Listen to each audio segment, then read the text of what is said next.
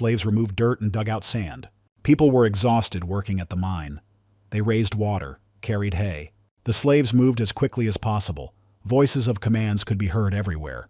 The whip beat relentlessly on the shoulders. Goblins controlled every movement.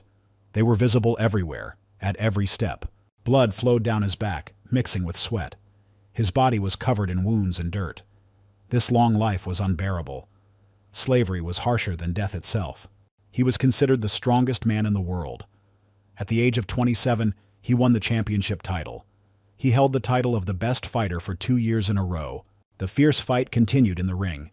The referee gave the signal. The fight was stopped. The towel was thrown in. The opponent surrendered.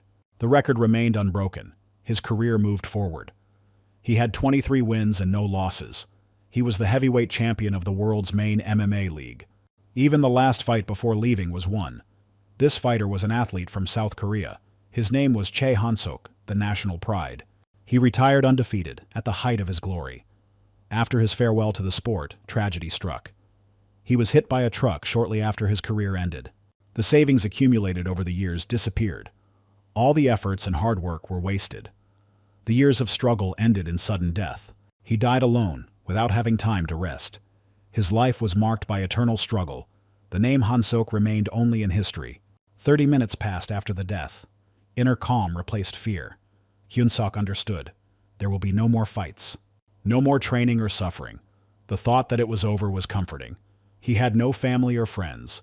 No one would mourn his death. Suddenly, a radiance flared up in front of him. Light tore through the darkness and filled everything around him. An outstretched hand appeared inside the glow. He froze. It was something unreal. A girl came out of the light. Her name was Rachel. She looked calm. She called herself a recruiter from another world. Her job is to find the dead with unfinished destinies. He heard the word scout and was surprised. The thought that this was an angel came to mind immediately. He waited for an explanation, frozen with tension. The girl began to explain in a restrained voice. "You have 2 paths," she said. "The first way is to accept death and wait for rebirth, eternity as an ordinary old man. The second was to be reborn as a hero in another world, a world that was waiting for his strength." This offer was unexpected and strange. He couldn't believe what was happening. A slight distrust appeared inside. Everything seemed too fantastic.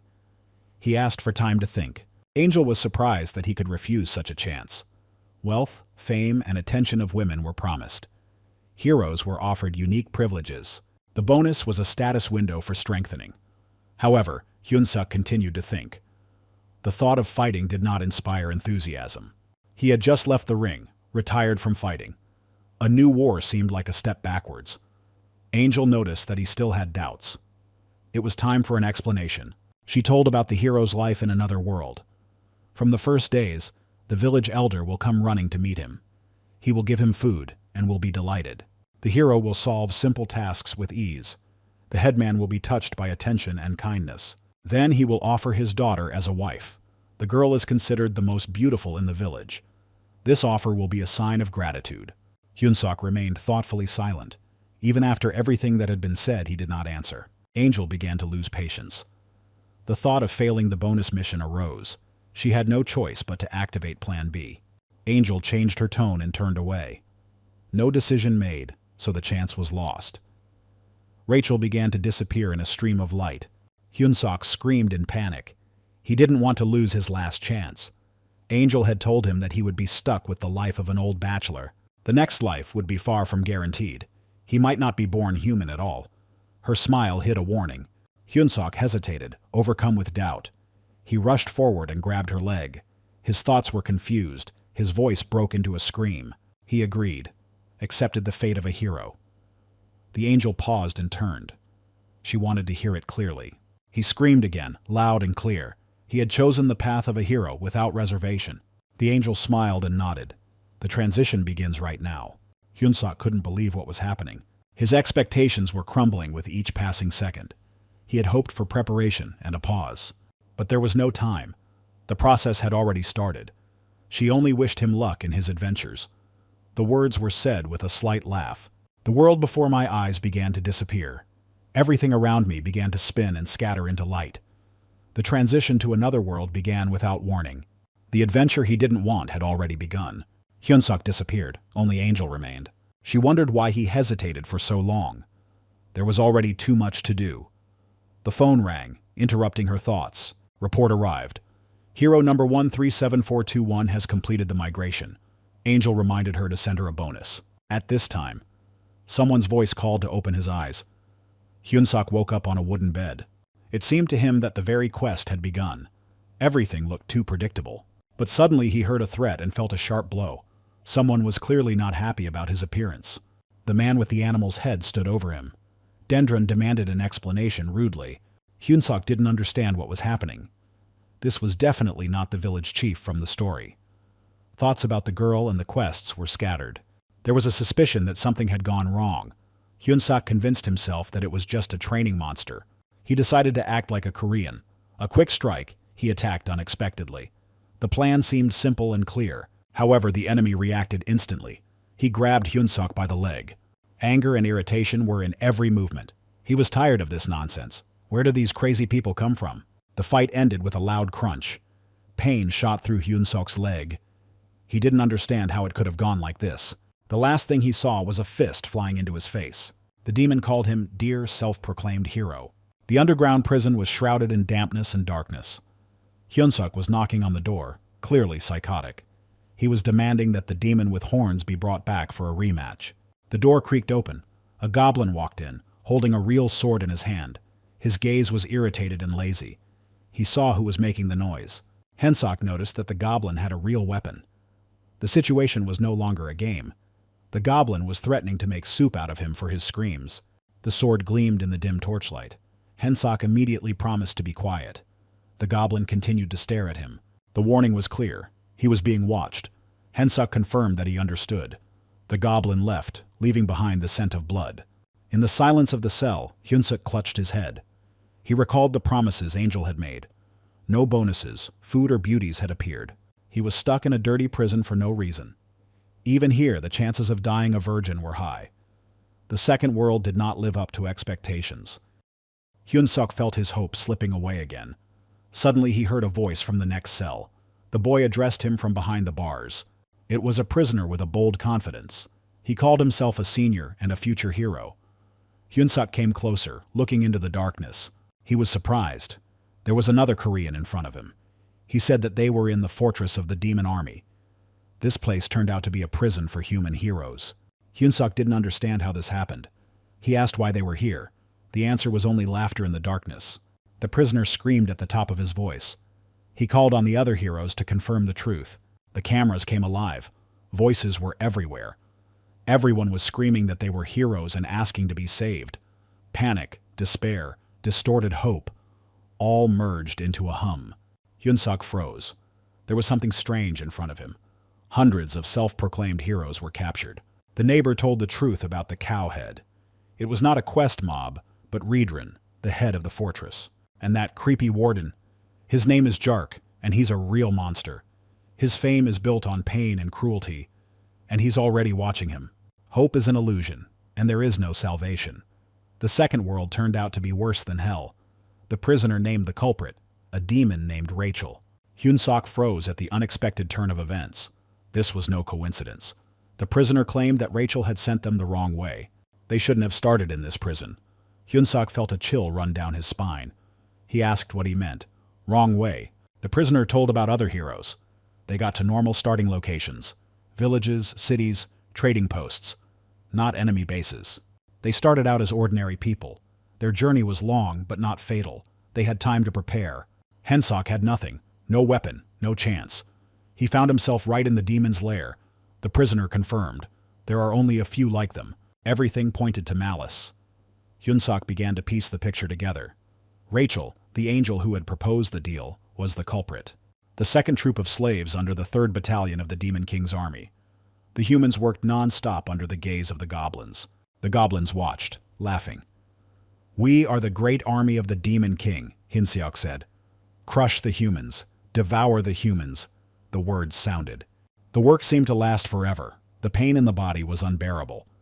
The goblin loudly announced the end of the day shift. A rough voice called everyone back. That fat little bastard, Hyunsuk thought. One day he would definitely destroy him. In the cell, Hinseok lay on the cold floor. Fatigue fell upon him. Phew, he exhaled. Prison really is better. Suddenly he remembered the words of the angel. She spoke of the privileges of heroes. She spoke of status and special abilities. But none of this had come true yet. He decided to test it out to see if it would work. I thought about status. A window appeared. Name: Choi Hinseok. Role: slave. Level: 1. Strength: 28. Dexterity: 29. Stamina: 31. Mana: 10. Skill: pickaxe. D. Bonus points: 0. Hero points: 0. He stared at the numbers in disbelief. Stamina 31. What did that even mean? A voice was heard in the next cell, breaking the silence. Hinseok was surprised. His neighbor heard his thoughts. The stranger noticed his endurance: 31. Hinseok did not deny. The strength was 28, like a fighter. The interlocutor confirmed. Such parameters are rare at the first level. The champion of the previous world was truly different from the rest. Even despite his status as a slave, his potential is noticeable. The stranger hinted that escape from here was possible. Hinseok chuckled to himself. It sounded like nonsense. He didn't want to listen to empty hopes anymore. All regular prisoners only get the pickaxe skill. He got something more, which was alarming. He said goodnight. Hinseok thought, even with such data, he was still in a cage. He was tired, but sleep did not come. The neighbor started snoring, creating a loud background noise. Hinseok decided to open the status window again. He wanted to make sure of the details of his situation. The screen showed the name again: Choi Hinseok. Role: slave. Level: 1st. Strength, agility, endurance were above the norm. Mana: 10 units, enough for something unusual. Bonus points and hero points remained at 0. These hero points had no explanation. No one in the prison knew what they meant. The neighbor also said that no one received hero points. Suddenly, the chamber was illuminated by a familiar glow. The light was bright, cutting into the eyes, as if from another world. It was something Hinseok had seen once before. The female outline appeared before him again. The image showed a girl dressed in white. It was that same Rachel, the recruiter from the world of the dead. She appeared confidently, not hiding her smile. Her gaze fell directly on Hinseok. As if by script, she had not come by chance.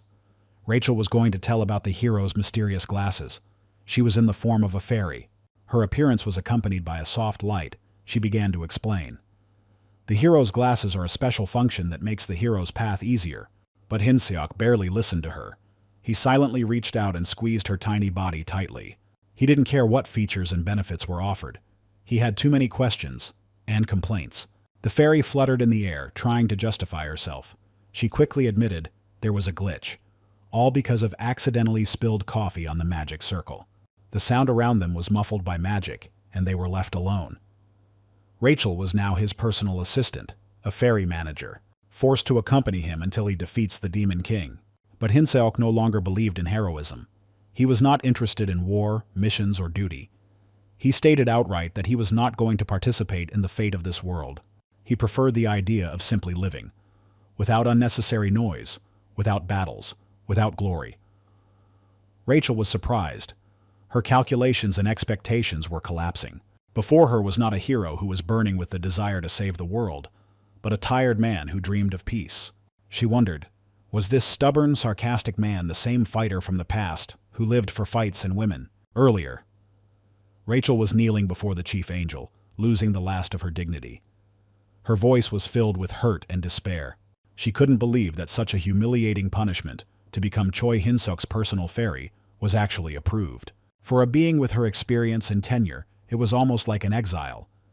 Yes, she had made a mistake, but none of it deserved such a punishment. However, the decision was final. The head of the angels looked at her with stony certainty. The duty of a personal fairy is to be by the side of the appointed hero, to share his path, to help, to guide, and to suffer with him if necessary. The assignment was irrevocable. Rachel cringed when she heard where she was being sent. The Demon King's army's fortress. This is where Choi Hinseok was taken, and now she was supposed to be by his side until he fulfilled his destiny. Until the Demon King is defeated, or until the end, without the right to return earlier. She tried to object, but did not have time. The room was illuminated by a bright flash of light, and Rachel was gone. Angels don't discuss orders, they carry them out. In the cell, Hinseok said that the fairy must obey every word of her warrior. Hinseok stated that she must contribute to the escape plan. However, his thoughts about escape were abruptly interrupted. There was a knock on the cell door. Hinseok did not take any chances and immediately grabbed Rachel. The goblins entered the chamber. The goblins entered. Shouting and cursing, they announced that it was time for roll call. Annoyed, she whispered that she could have disappeared herself without resorting to such humiliation. But Hinseok acted on instinct. One of the goblins delivered a message. Raedrun demands Hinseok's immediate appearance. Sometime later, he found himself in the office of Raedrun, the head of this hellish place, the bearer of that very cow's head. The atmosphere was tense, but Raedrun spoke almost politely. He noted that he had heard of Hinseok's efforts, especially from Jark, the same goblin who rode him as a mount. Hinseok was shocked. A compliment from an enemy sounded almost absurd. Still, the Demon King continued. He offered Hinseok the position of chief slave, an informal overseer among the other captives. Formally, it seemed like a promotion, but the essence remained the same: slavery. The proposal came with an explanation. The speed of the camp's work was slowing down, and someone was needed who could keep an eye on the others. And then Rachel stepped in. She couldn't allow her charge to agree to such humiliation. She reminded him that he was a hero, not a servant of the demon army. Everyone was surprised by the strange sound. Hinseok, unexpectedly for everyone, accepted Raedrun's offer and became the chief slave. His bow and polite tone stunned. Raedrun relented. If Hinseok continued to be as diligent, he would receive a letter of recommendation to join the Demon King's army.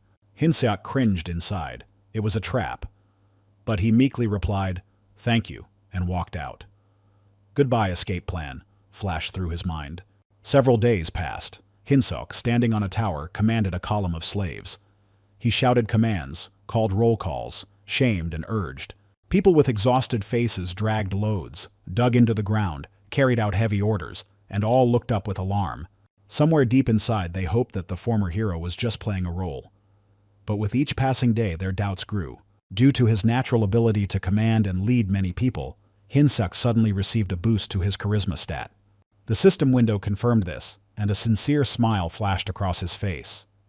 Being the main slave is even fun. Rachel, watching all this, was horrified. He led the demon camp with such zeal as if it was his calling. He's crazy. He's a hero. Hinseok just waved it off.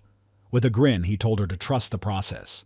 Hinseok continued to play his part with a chilling intensity, pointing at one of the emaciated slaves, mocking him. It was at this moment that the system issued a new notification. The favor level of Raedrun, the commander of the fortress, had increased significantly. He bowed without losing his rhythm and thanked Raedrun with formal words. Beside him, Rachel was losing her composure. His actions were becoming less and less like pretense, and more like voluntary integration into the enemy system. Hinseok, however, countered everything simply and coolly. He claimed that he was following the system, and that the system was part of the hero's destiny. He even showed a screen that indicated that his entry into the demon army's fortress was due to some idiot's mistake. Rachel was indignant. The system could not use such formulations. It had always been programmed to be neutral, devoid of personal assessments. It sounded fake. Either the system had really changed, or Hinseok himself had started changing it for himself. Last night in his cell, Hinseok lay on his hard bed with Rachel thrashing about in the air above him. She was furious. How can he accept the enemy's offer with such joy and zeal? But Hinseok did not consider himself guilty. This chaos was the result of her mistake. A new task has appeared. Gain the favor of Officer Raedrun. For completing the task, 100 hero points. This was serious. The hero's points, which none of the slaves had, seemed like the key to something bigger. Hinseok looked at the message and was confused. The system designed to guide him to victory over evil advised him to use the enemy as an ally. His surprise was genuine. It was as if the system was playing along with him in his strange strategy. At the Demon King's Army's 3rd Army Corps' parade ground, the slaves, at Hinseok's command, began to sing a war song. The fairy, watching what was happening, could not believe what she saw. The system actually recognized this as part of the hero's task. At that moment, a goblin screamed behind them. Jark, rude and unpleasant, ordered Hinseok to follow him. He obeyed without further ado and went to Raedrun's office. Raedrun noted that productivity had increased dramatically. Hinseok modestly attributed the success to the demonic officer's wisdom, calling herself only a rude, uncivilized performer. The fairy grabbed her head at this. It seemed impossible to her that such flattery could work. However, Riedran took the words seriously. The system immediately recorded the completion of the quest. The hero's task was completed, and Hinseok got 100 hero points. At that moment, the beginner hero shop was unlocked. Even the fairy, who was initially skeptical, was stunned. Hinseok had indeed succeeded, and the system confirmed it. He knew that now was the time to move on to the next stage. Without losing momentum, Hinseok turned to the demon with a new request. Allow him to organize training for slaves. Riedran was surprised. The proposal sounded strange. But Hinseok took the idea further. He wanted to create a group of elite workers, slaves, who would move and work in unison, like a fighting unit. And although the plan sounded absurd, he said it with such confidence that even the demon thought about it. The workers, under Hinsoka's leadership, were a model of discipline. They worked in a coordinated manner, completing tasks 3 times faster, without the slightest error.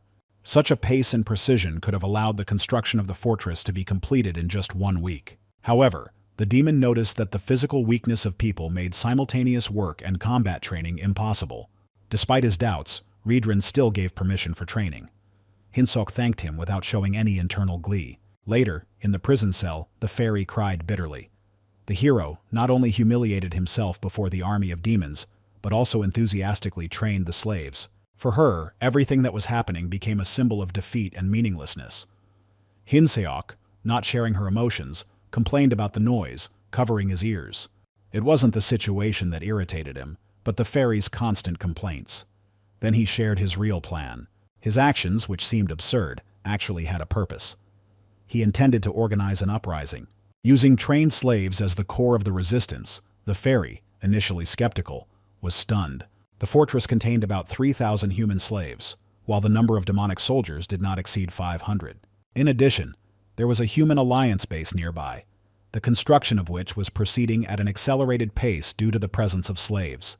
The chaos caused by the uprising could be an ideal opportunity to contact allies and request reinforcements. Hinseok, however, remained focused and reminded that there was only one thing left to do: check what reward the system had prepared for completing the current quest. After Hinseok's words, the fairy did not hide her surprise.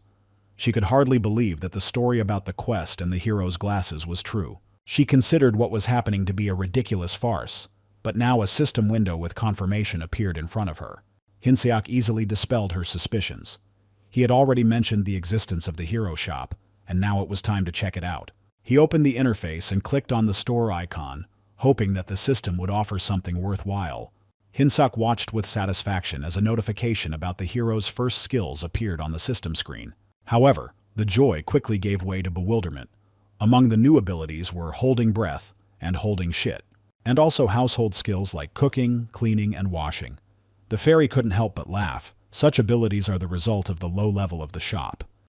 To get really meaningful skills, you had to earn more points and unlock the next levels. In response to her mockery, Hinseok grabbed the fairy in irritation, and she screamed, asking for help.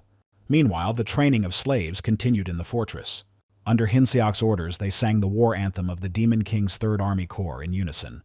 The song celebrated the might of the army, the eating of people, and the love of one's master. Hinseok conducted the proceedings with obvious enthusiasm. Riedran, watching the proceedings, was glad that he had allowed Hinsoku to take responsibility for the discipline and training of the slaves. However, the atmosphere suddenly changed.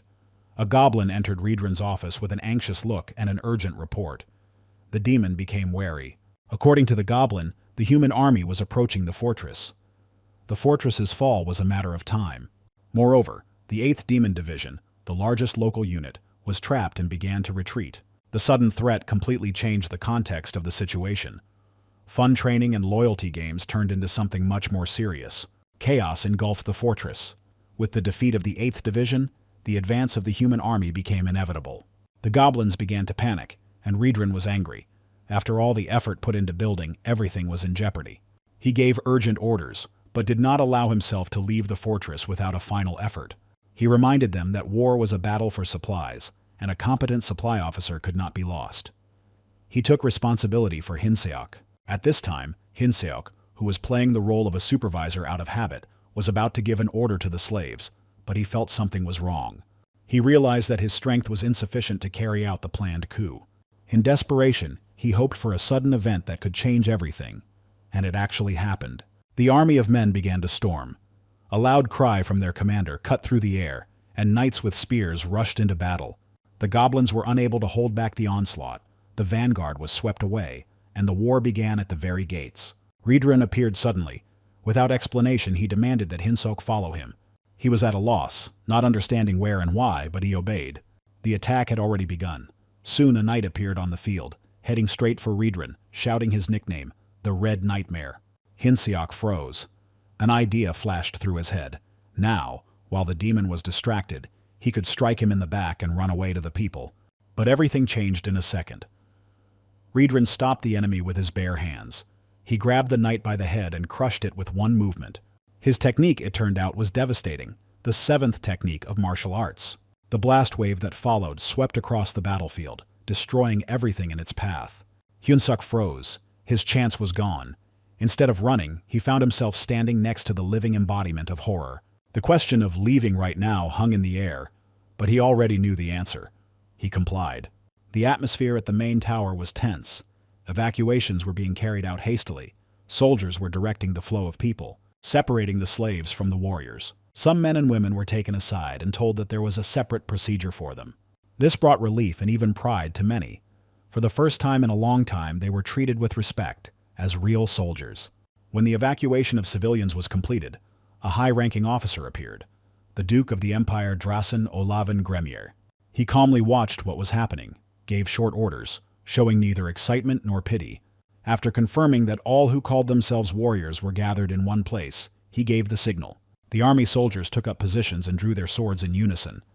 Those who were considered saved watched the events with bewilderment. Their confusion turned to alarm and then to despair, when it became clear that the order was not about protection, but about elimination. A small procession moved through the dense forest in horse-drawn carriages. In one of the carriages, Hinseok sat, covering his face with his hand, lost in dark thoughts. Disappointment and despair boiled inside him. He mentally said goodbye to the dream of liberation, of a great adventure, of his second life. Now he was not going to freedom, but to the enemy rear. The fairy who accompanied him tried her best to restore Hinseok's sense of duty and self-confidence. This is not the end, but a chance to change everything. But Hinseok brushed her words aside. The demon was dozing next to him. Waking up, he turned to Hinseok, not noticing his inner turmoil. Hinseok, hiding his true emotions, quickly feigned cordiality, stating that it was a great honor for him to accompany such an important officer. The demon, pleased with the answer, reassured him by telling him that they had almost arrived at the headquarters of the 3rd Corps, and soon Hinseok will be officially accepted into the army. The fairy, watching this, could not hide her horror. Hinseok, who had found himself on the brink of death, now voluntarily walked into the enemy's mouth, surrounded by demons, plunging deeper and deeper into their world. Commands and footsteps were heard near the main gates of the castle. The guards were hastily opening the passage. The carriage drove inside under the gaze of the demons. Without wasting any time, Riedran stepped out and briefly told Hinsoku to follow him. He explained that he was heading straight to the commander. Hinseok noted that it was a great honor to meet him. Riedran was wary. The escort reminded that the commander does not tolerate liberties, and in case of disrespectful behavior, even an ally could face death. Hinseok felt the tension building up inside him. He tried to calm down. Remembering that courage and self-control can save even in the face of mortal danger, he firmly decided not to give in to fear. When they entered the castle, the atmosphere inside was cold and reserved. Narrow corridors, decorated with the dark emblems of the demon army, led them to a massive door. Riedran stopped in front of her, announcing his arrival, and a voice from within gave permission to enter. Hinseok was surprised. The voice was female. Could the commander really be a woman? The inner hall was spacious, with a high ceiling and a decorated throne in the center. A young girl sat on the throne. She did not seem weak or kind. On the contrary, there was danger in her smile. When she saw Riedran, she greeted him warmly but reservedly. Hinseok was surprised to realize that the commander of the demon army he was brought to was a woman. Hemes watched the newcomers with obvious pleasure. Her voice was soft, but with obvious irony as she greeted Riedran, noting the change in his appearance. He, without losing his dignity, responded with a compliment, comparing her beauty to something sublime. When it came to the failure to defend the fortress, Hemes showed a show of generosity. She blamed the commander of the 8th Division and even joked with dark amusement about his fate. She wanted a bag made of his skin. Hinsoku found it hard to breathe under the pressure. Hemez's presence felt like something predatory and all-consuming. When she asked who Hinsok was, Riedran introduced him as the man he had already spoken of, and he offered to include him in the ranks of the demon army. Hemez appreciated his appearance, noting his cuteness and origin, but she expressed doubts about his physical readiness for service. She coolly declined Riedran's offer to personally train him, explaining that his time was too valuable. Suddenly the situation changed. Hemez's face twisted into a terrifying mouth with fangs, her body glowing with an inhuman aura.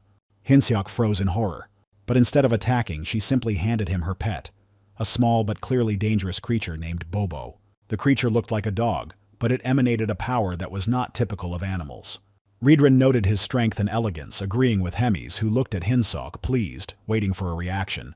Hinseok, without hesitation, shouted out his formal consent, expressing his honor at being appointed as a caretaker.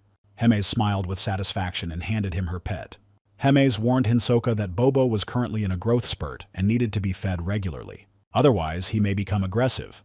Finding a new caretaker is not an easy task, because all the previous ones were eaten by the pet.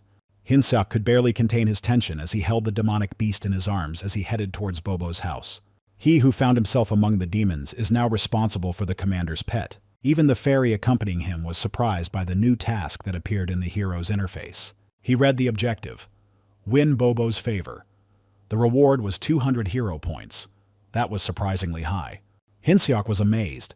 It turns out that winning a pet's trust can be no less important than winning on the battlefield. At that moment, there was a knock on the door. Behind it was a goblin, who greeted him rudely and introduced himself. He said that all the previous caretakers were dead, and now, together with Hinseok, they would prepare food for Bobo. The goblin took the event with a grim enthusiasm, showing that he saw Hinseok more as food than as a partner. Suddenly, Bobo woke up and easily jumped onto the goblin's shoulders. In a panic, the goblin grabbed Hinseok by the leg and with a cry offered it to his pet as a treat.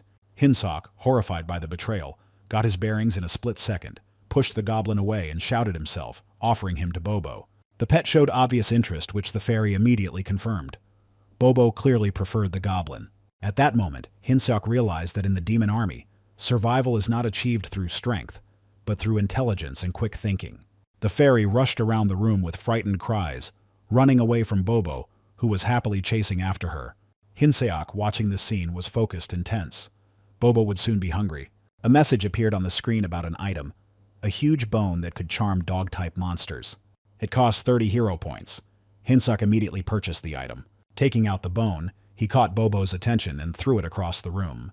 The pet lunged forward and caught her in mid-jump, as if he had been practicing for a long time. This temporarily calmed him down.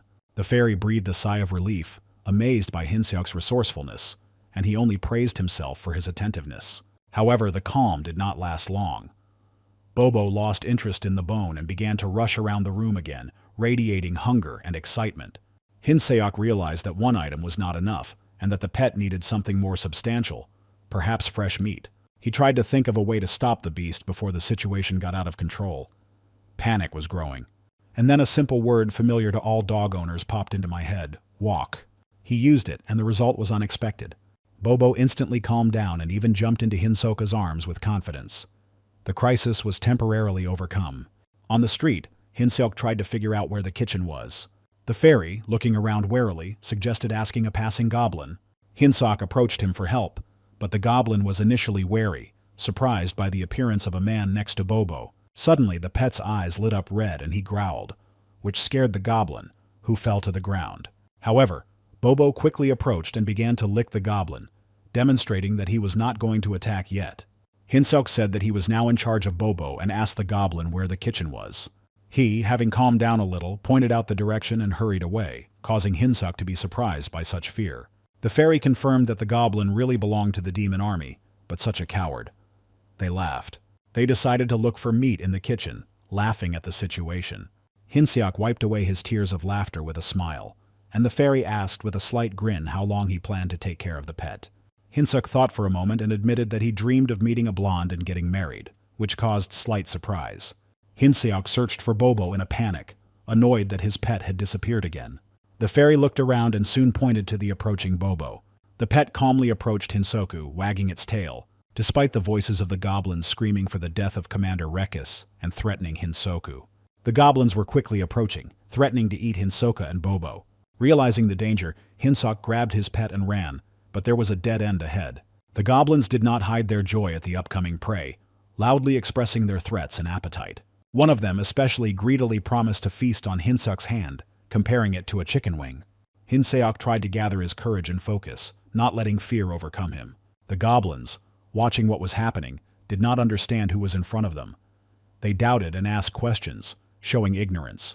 Hinsok corrected them indignantly, pointing to Bobo, Commander Hemis's pet. Some of the goblins couldn't believe it, thinking it was a human trick, but there were also those who thought that perhaps Hinsok was telling the truth. Fear and irritation filled Hinsok due to their misunderstanding. When one of the goblins asked what he was going to do, Hinsok activated Bobo's beast mode.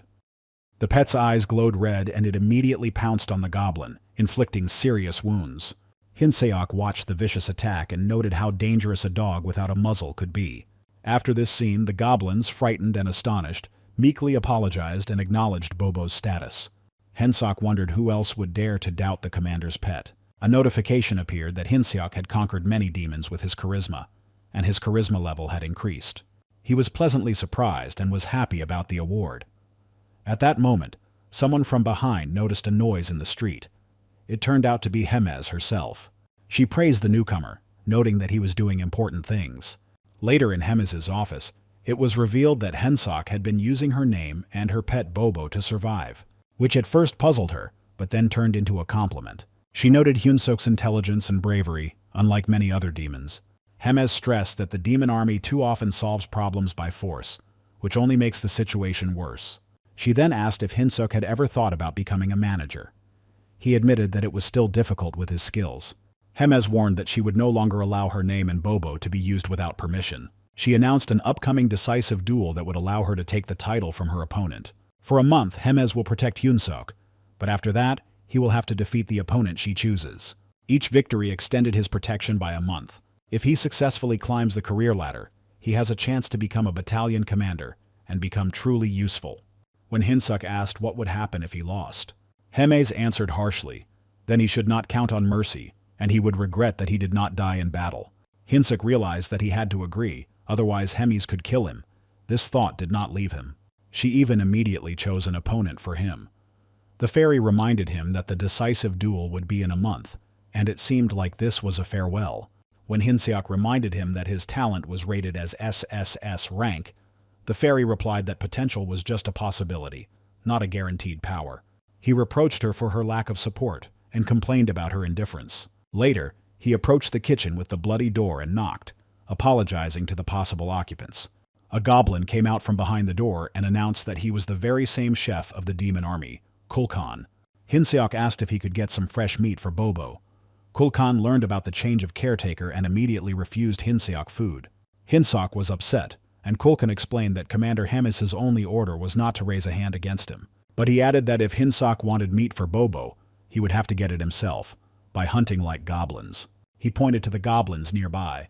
Goblin voices could be heard everywhere discussing meat. They said the meat was soft and tasty. The belly of Patel, who had died the day before, was delicious.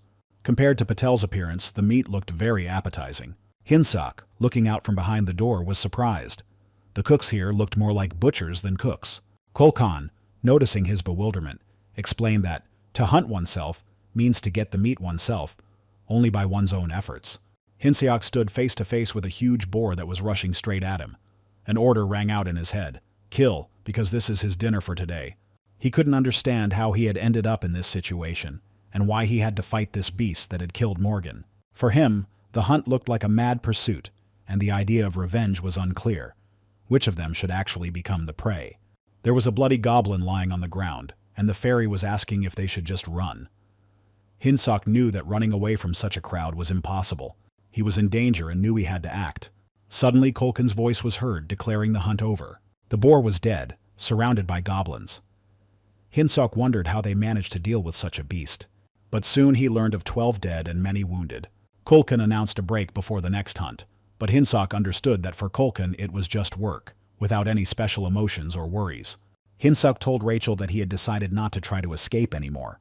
There was a crowd of goblins and a dead boar standing in front of him, and the fairy asked in surprise if he was going to hunt monsters with them. He replied that he was not going to, but noted that stats only increase with leveling, and that requires experience. Rachel asked where he could get it in this situation. Hinseok explained that experience can be gained even for delivering the final blow. The fairy was surprised, but he thanked her for the answer and said, "Let's go."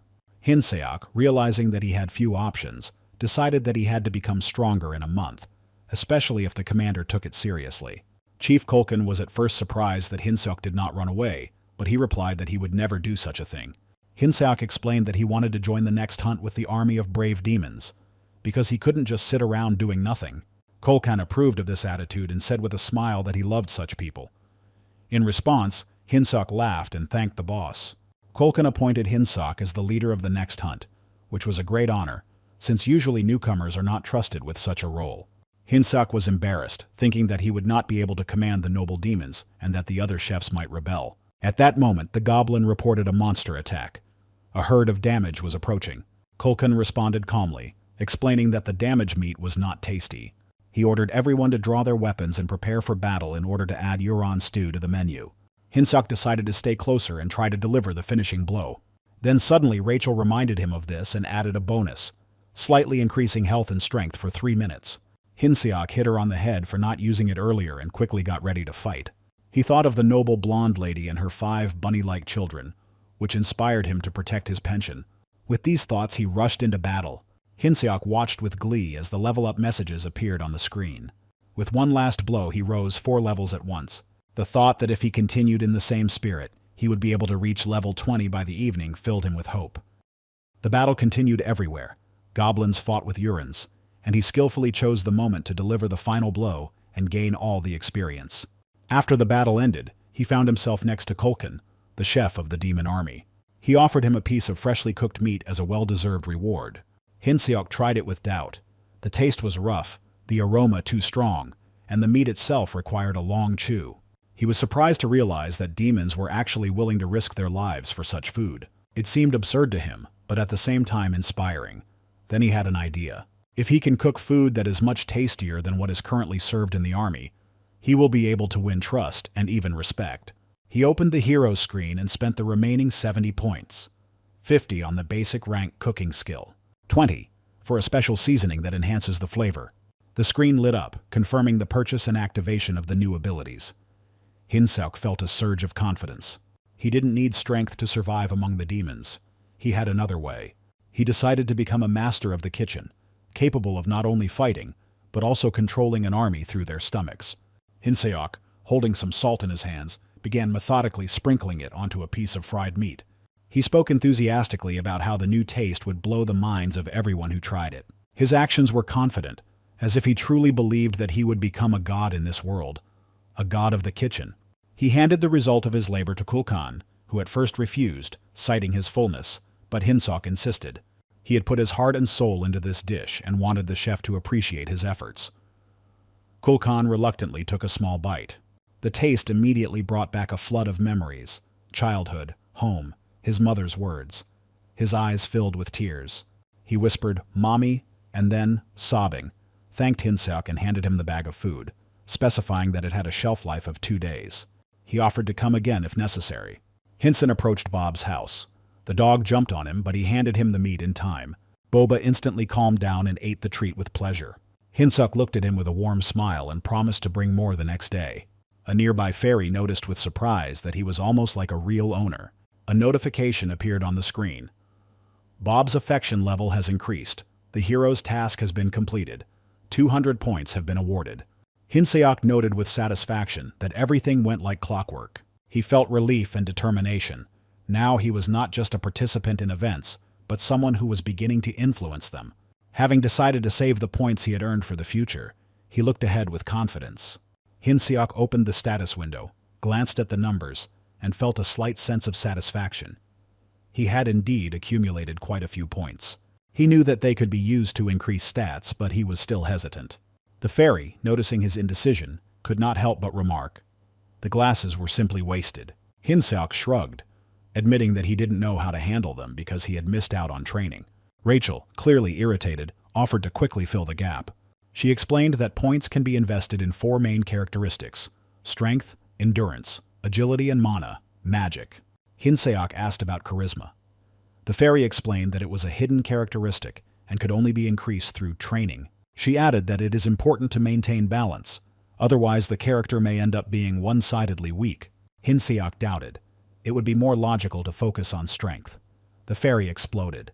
This, according to her, only works at the very beginning, and then without mana you can't go anywhere. Hinseok thought about it and began to distribute the points, trying to do it wisely. Then, on the advice of the fairy, he opened the shop and tried to find the ability Basic Magic Control.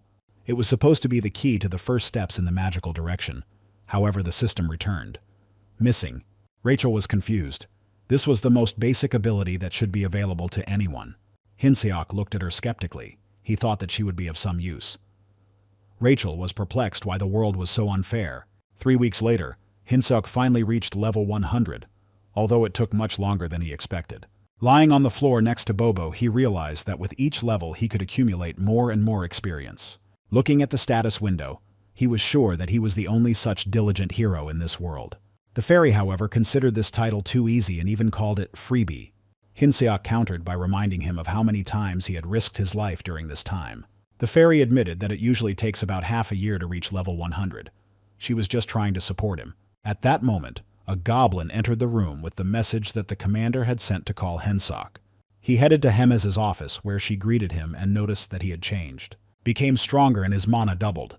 Hinseok attributed this to his efforts to bring Bobo the highest quality meat. Hemez was surprised by such rapid progress and asked if it was all due to the hero-level system. Hinseok was surprised that she knew about his status as a hero. Hemez explained that she knew this from the very first meeting, and then hinted that this was precisely why she had called him. Hinsen guessed that this was about Bob's training, recent victories, or an upcoming battle. Hemez confirmed and reminded him of the agreement they had made earlier. Hinseok had not forgotten about it, and therefore remained calm. Suddenly, Hemez changed and turned into a monster. She said that she knew from the beginning that Hinseok was a hero, and couldn't help but notice his rapid level increase. She demanded even greater efforts from him, threatening death in case of failure, and she ordered that she be entertained, reminding that the public is most attracted by bright performances and unexpected turns in battle. Hinseok sat in his room and thought that Hemez would most likely choose an opponent that he could never defeat, so that he has no chance of winning. If the captain hasn't warned yet, then the enemy is really serious. The fairy asked what he was going to do. Just die? Hinseok asked her to calm down and gave himself time to think. He decided that the day before the fight, he needed to study his opponent and understand how strong he was. But for now, only the name of the enemy was known. Hinseok remembered that there was a useful item in the store, a combat power meter for beginners, which is capable of showing the approximate characteristics of the target's strength, endurance, agility, and mana. It cost 50 hero points. The fairy was surprised, but Hinseok explained that he was going to use this device to learn everything about the enemy and make a plan for victory, as in a training battle. The fairy noted that his brain only worked in that direction, to which Hinseok replied that it was better than not using it at all. He decided to check the device and put on glasses, looked at the fairy. The indicator was 375. But it was difficult to understand whether this was a lot or a little. For comparison, he offered to measure her combat power, handing over the glasses. The fairy was surprised and asked where to look, but she didn't say anything. It seemed as if her glasses were broken. The fairy asked how Hinseok could be stronger than her, since her power was 1,560. Hinseok was surprised and asked what all the noise was about. She replied that she had 10,000 a month ago. Hinseok realized that the glasses really worked. He decided to test Bobo's power, which turned out to be 47,422, several times higher than their indicators. The fairy noticed that both of them were clearly losing to the dog, and suggested that it might be a matter of breed. Hinseok went outside and began to measure the characteristics of others. The goblins were weak, their power ranging from 231 to 1,620, mostly close to his own. At this time, Captain Bulkman approached with a power of 14,300. Everyone with a power above 10,000 was at least a commander. Hinseok asked the fairy about his opponent. It was an orc named Kirkin with a pig's head. The platoon commander had a power of at least 3,000, and Hinseok realized that he had the opportunity to level up. Isn't this the same Kirkin who makes them clean the training grounds? The goblin with a power of 6,671 was full of determination. The fairy noted that 6,000 was a lot, and that Hinseok was literally being sent to his death. A system window appeared with a hero task. Increase the power indicator to 3,000 in a week. The reward was promised to be 300 hero points. Hinseok was surprised. It seemed like someone was spying on him, but he decided that he would either survive or not. Either he or Commander Hemis will win, but he will try to survive. The next morning he met Kul Khan in the kitchen. He noticed Hinsoka's new unique helmet, popular among the youth. Kulkan ordered to prepare for the hunt. Hensok noticed his power, 35,230. This is definitely not the power of an ordinary warrior. It wasn't just the boss, they were so strong because they were fighting demonic creatures. After a short conversation, Hinseok asked permission to fight one of the chefs to become stronger and more useful. He thought that if he fought someone who was on the same level as Kurkan, he would be able to feel his strength for himself. Kulkan was surprised at first, but then, after Hensok threatened to stop cooking for him, he agreed, warning that the battle would not be easy. Later, the goblins discussed the upcoming hunt and argued about the strength of the participants. Goblin Golabakim's power was 2,620, and the goblins knew that Hensok could be easily killed. But Kul Khan strictly forbade killing Hensok and ordered to fight at half strength. He did not want to lose such a cook. The battle began. Hensok went on the attack. Hensok carefully observed his opponent to understand his weaknesses and learn something new. Hensok noticed that the orc was fighting on instinct alone and took advantage of this by delivering a powerful kick to the enemy's face. The fight ended with a one-punch knockout, which surprised Hensok. He realized that he could win the upcoming fight. After all, he was able to defeat an orc whose strength was twice as high with just one blow. This made him think that the strength stat might be a random number, and that he just needed to get a little stronger to win. Soon the goblins received warning of a large group of Talus living north of the Black Fortress in the Great Forest. Kulkan expressed concern that Talus live in families and protect their young, which makes hunting difficult. However, since their meat and especially their brains are considered a delicacy, the goblins decided to take a risk and attack. They have an incredibly developed maternal instinct, so it is better not to touch the cubs, Kulkan said. The order to attack has been received. Talus meat is on the menu today. Kill with one blow. Don't let the body fluids leak out. Hinseok was in the way of the goblins, pushing the goblins out of the way.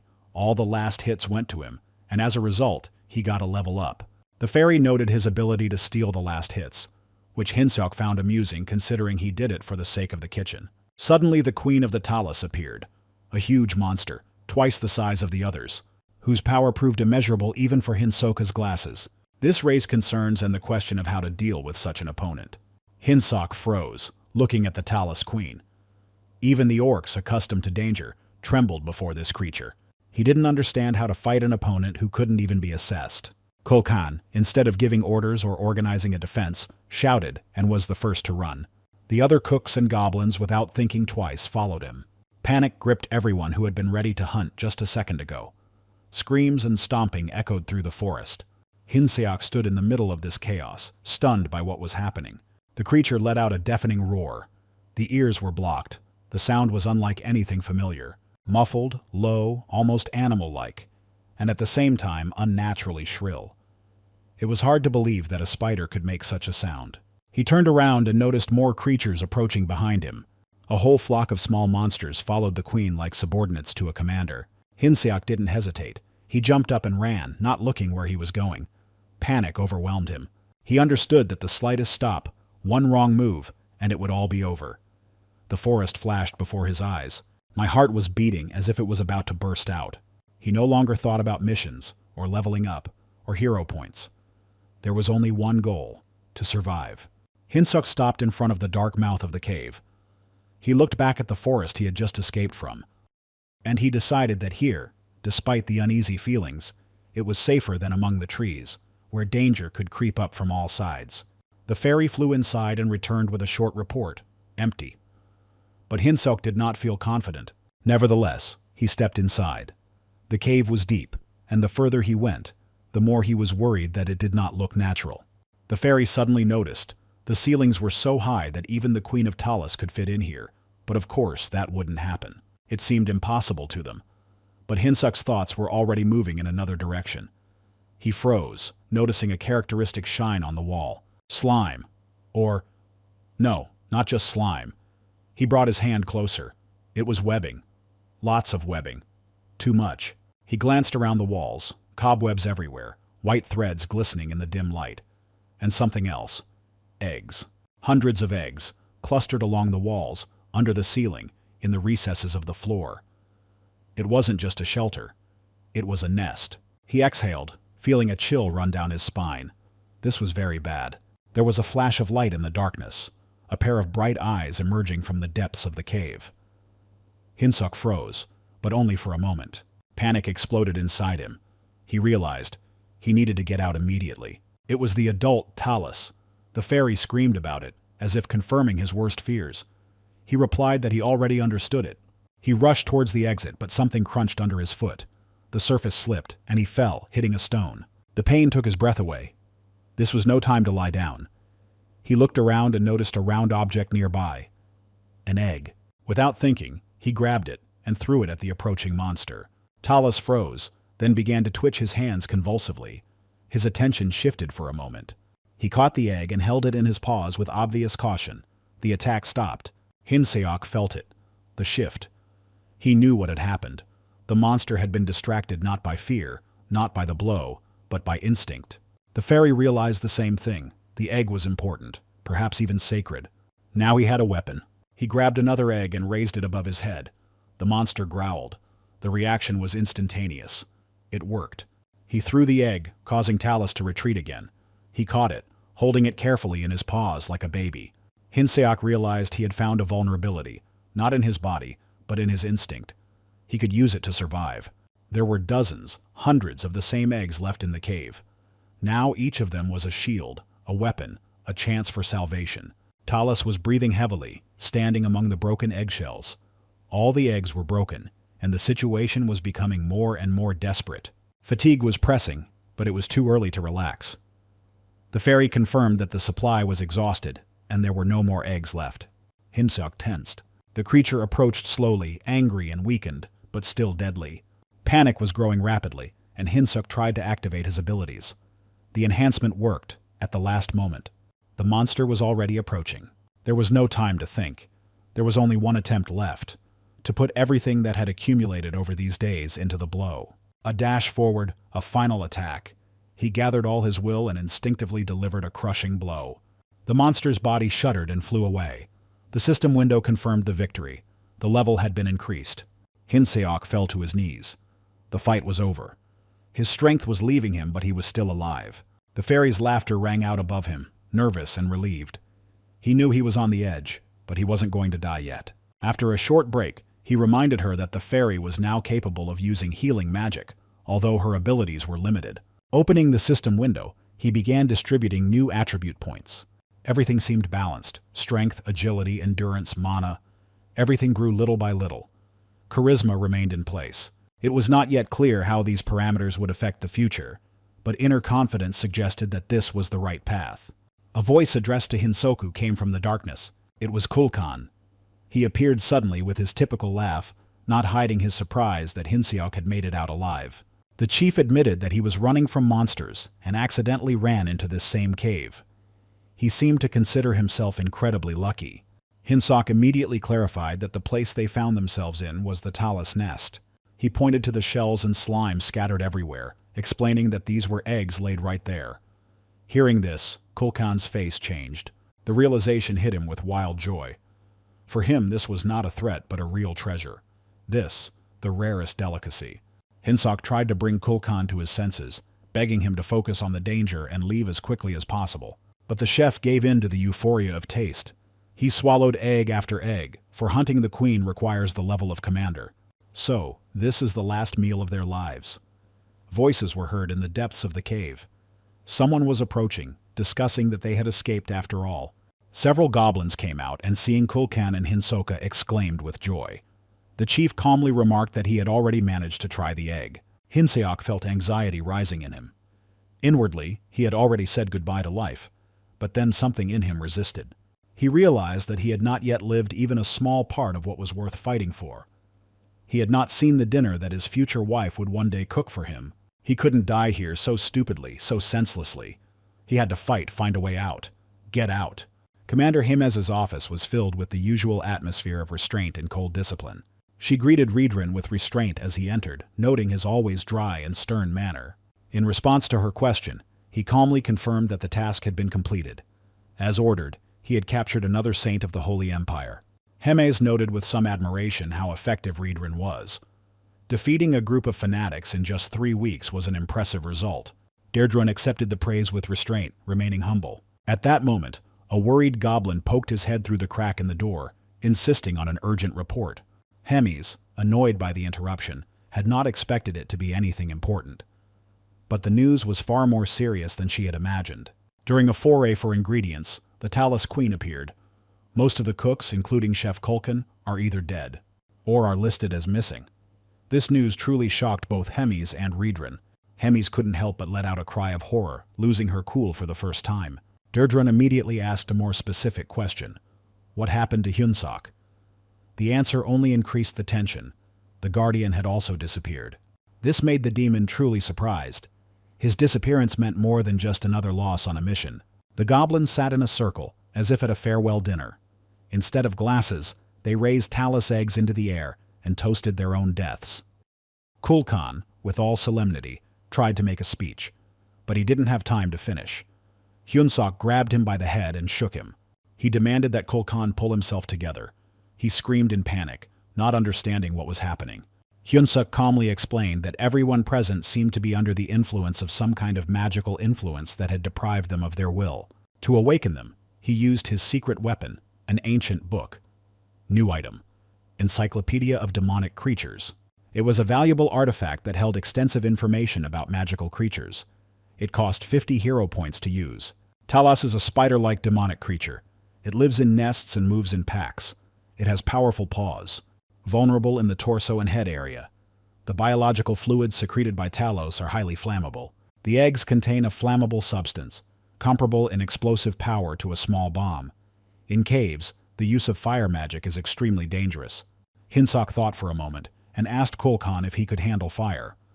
Kulkan was surprised, but admitted that he only had wisps of flame.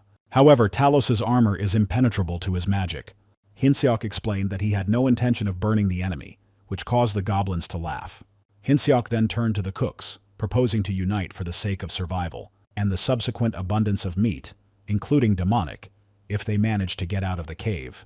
The goblins enthusiastically took up the idea, anticipating boundless pleasure. Kulkan echoed the sentiment, noting that to enjoy food, one must first survive.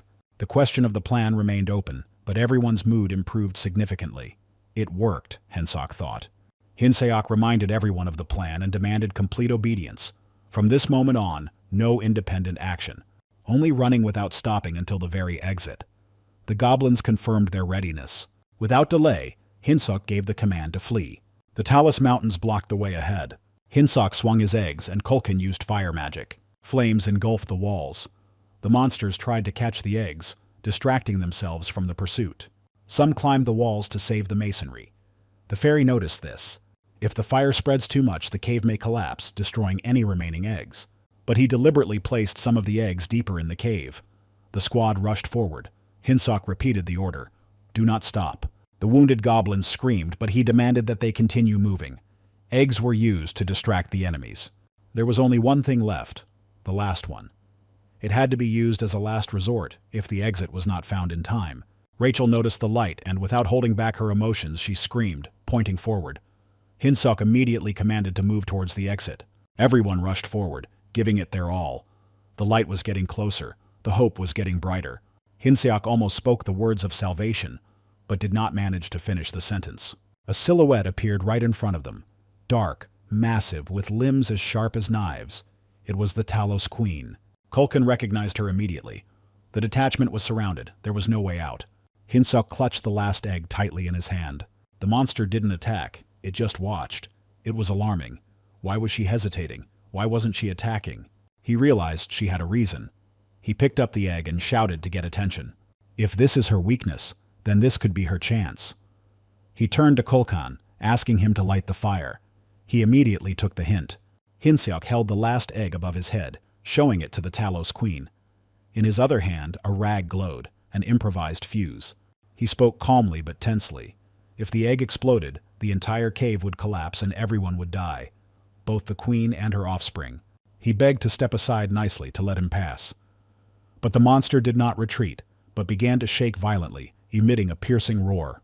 Hinseok realized that the negotiations were over. His heart pounded. He cursed and threw the flaming egg. There was a loud bang and an explosion immediately flared up. Flames engulfed the walls. The fire began to spread, sending hot streams into the air, and then stones began to fly. Panic set in. Goblins started screaming about an earthquake. Boulders began to fall from the ceiling. The cave was collapsing. Hinseok gave the order again, to get out immediately. Everyone rushed to the exit, jumping over cracks and falling rocks. One of the stones fell right in front of him, almost crushing him. And then a message appeared. The level has increased. Others followed, one after another. The queen was crushed by a piece of debris. New flashes of experience appeared. Monsters died from collapse and fire. Rachel screamed, trying to urge everyone on. No one was to stop. Hinseok was surprised to realize that the collapse caused by the egg's explosion had given him a huge boost in experience. All the fallen Talos were somehow counted towards his account. He didn't even get to actually fight most of them. Some kind of homemade bomb, and a whole level of experience to boot. He barely held back a smile. But the joy was premature. The entrance to the outside was still blocked by the Talos Queen. Staying in the cave meant certain death. Action was needed. He turned to Rachel for support. Any magic, even a weak buff, could help. Luckily, she was already preparing a boost. The plan arose spontaneously, to distract the monster with an exchange. Kulkin tried to speak calmly, offering a deal, the egg in exchange for life and freedom. Deep down he knew Talos wouldn't bargain, but there was no other way. He lunged forward, intending to strike, when the queen threw a viscous green liquid at him. The web enveloped the hand, the movement stopped, the body trembled from hopelessness. Could it really be the end? But it was at this moment that Riedran burst into the battle. His massive figure, silhouetted against the fire, holds in his hands a piece of wood that looks more like a whole log. He ran straight into the queen, the blow landing right on her body. The monster screamed, blood spraying out. The power of the attack was overwhelming. Hinseok was amazed by what was happening. Everything happened so quickly. He stood there grinning. The Demon King Chef's army, which once consisted of 105 creatures, was almost completely destroyed. Only 6 survived. 99 were listed as dead or missing, including Chef Kulkan. In the room known as Bob's room, Boba, the huge creature, lay on top of Hinsoka, as if trying not to let him go, as if not believing that he had survived. The fairy, still tired from what had happened, remarked on how lucky they were to have made it out alive. But Hinseok knew that this respite would be short-lived. He had no illusions. It was just the beginning, and something far more dangerous lay ahead. Rachel reminded him of the buff he had received. Thanks to the cave collapse and the destruction of the Talos, Hinseok had gained 75 levels at once, and a whole 200 hero points. This was a serious advantage, but he understood that even with such an increase in strength, ahead of them lies a test far more terrible than anything they have already experienced. Hinseok's enhancement seemed insufficient. He agreed. His opponent had a combat power of 6,000, while he only had 3.5. The fairy asked if he would really be equal to his enemy if he reached the same 6,000. Hinseok thought about it. He knew that power wasn't everything. Rachel confirmed that it is not only physical strength that is important, but also magic. It is with its help that one can overcome the enemy. Hinseok noted with irritation that it was easy for her to say that, since she wasn't on the front lines and going to her death. But the fairy reminded him that he had already used magic in the Talos lair. This surprised Hinsoka. He didn't realize that he was actually doing magic back then. And although he wouldn't call what happened real magic, Rachel insisted that the sudden surge of power he had felt then was magic. The door opened slightly and Dendrine appeared on the threshold. He asked if Hinseok was there. Hinseok was surprised by the officer's visit. Dendrine told me to go and meet the commander. There was a tense silence in Hemez's office. The commander coldly clarified the purpose of the visit. Dendrine asked to personally train Hinseok. He was confused. He did not expect this. Hemez asked him why he needed it. Dendrine explained. Kirkin will soon become the deputy commander of the battalion. At this rate, Hinseok will lose the duel. But there is so much potential hidden within him that it is worth the effort. He wants to see how high Hinseok can reach. Hinseok thought that the commander would definitely not agree. However, Hemez unexpectedly gave the go-ahead. Dendrine thanked her with a short bow.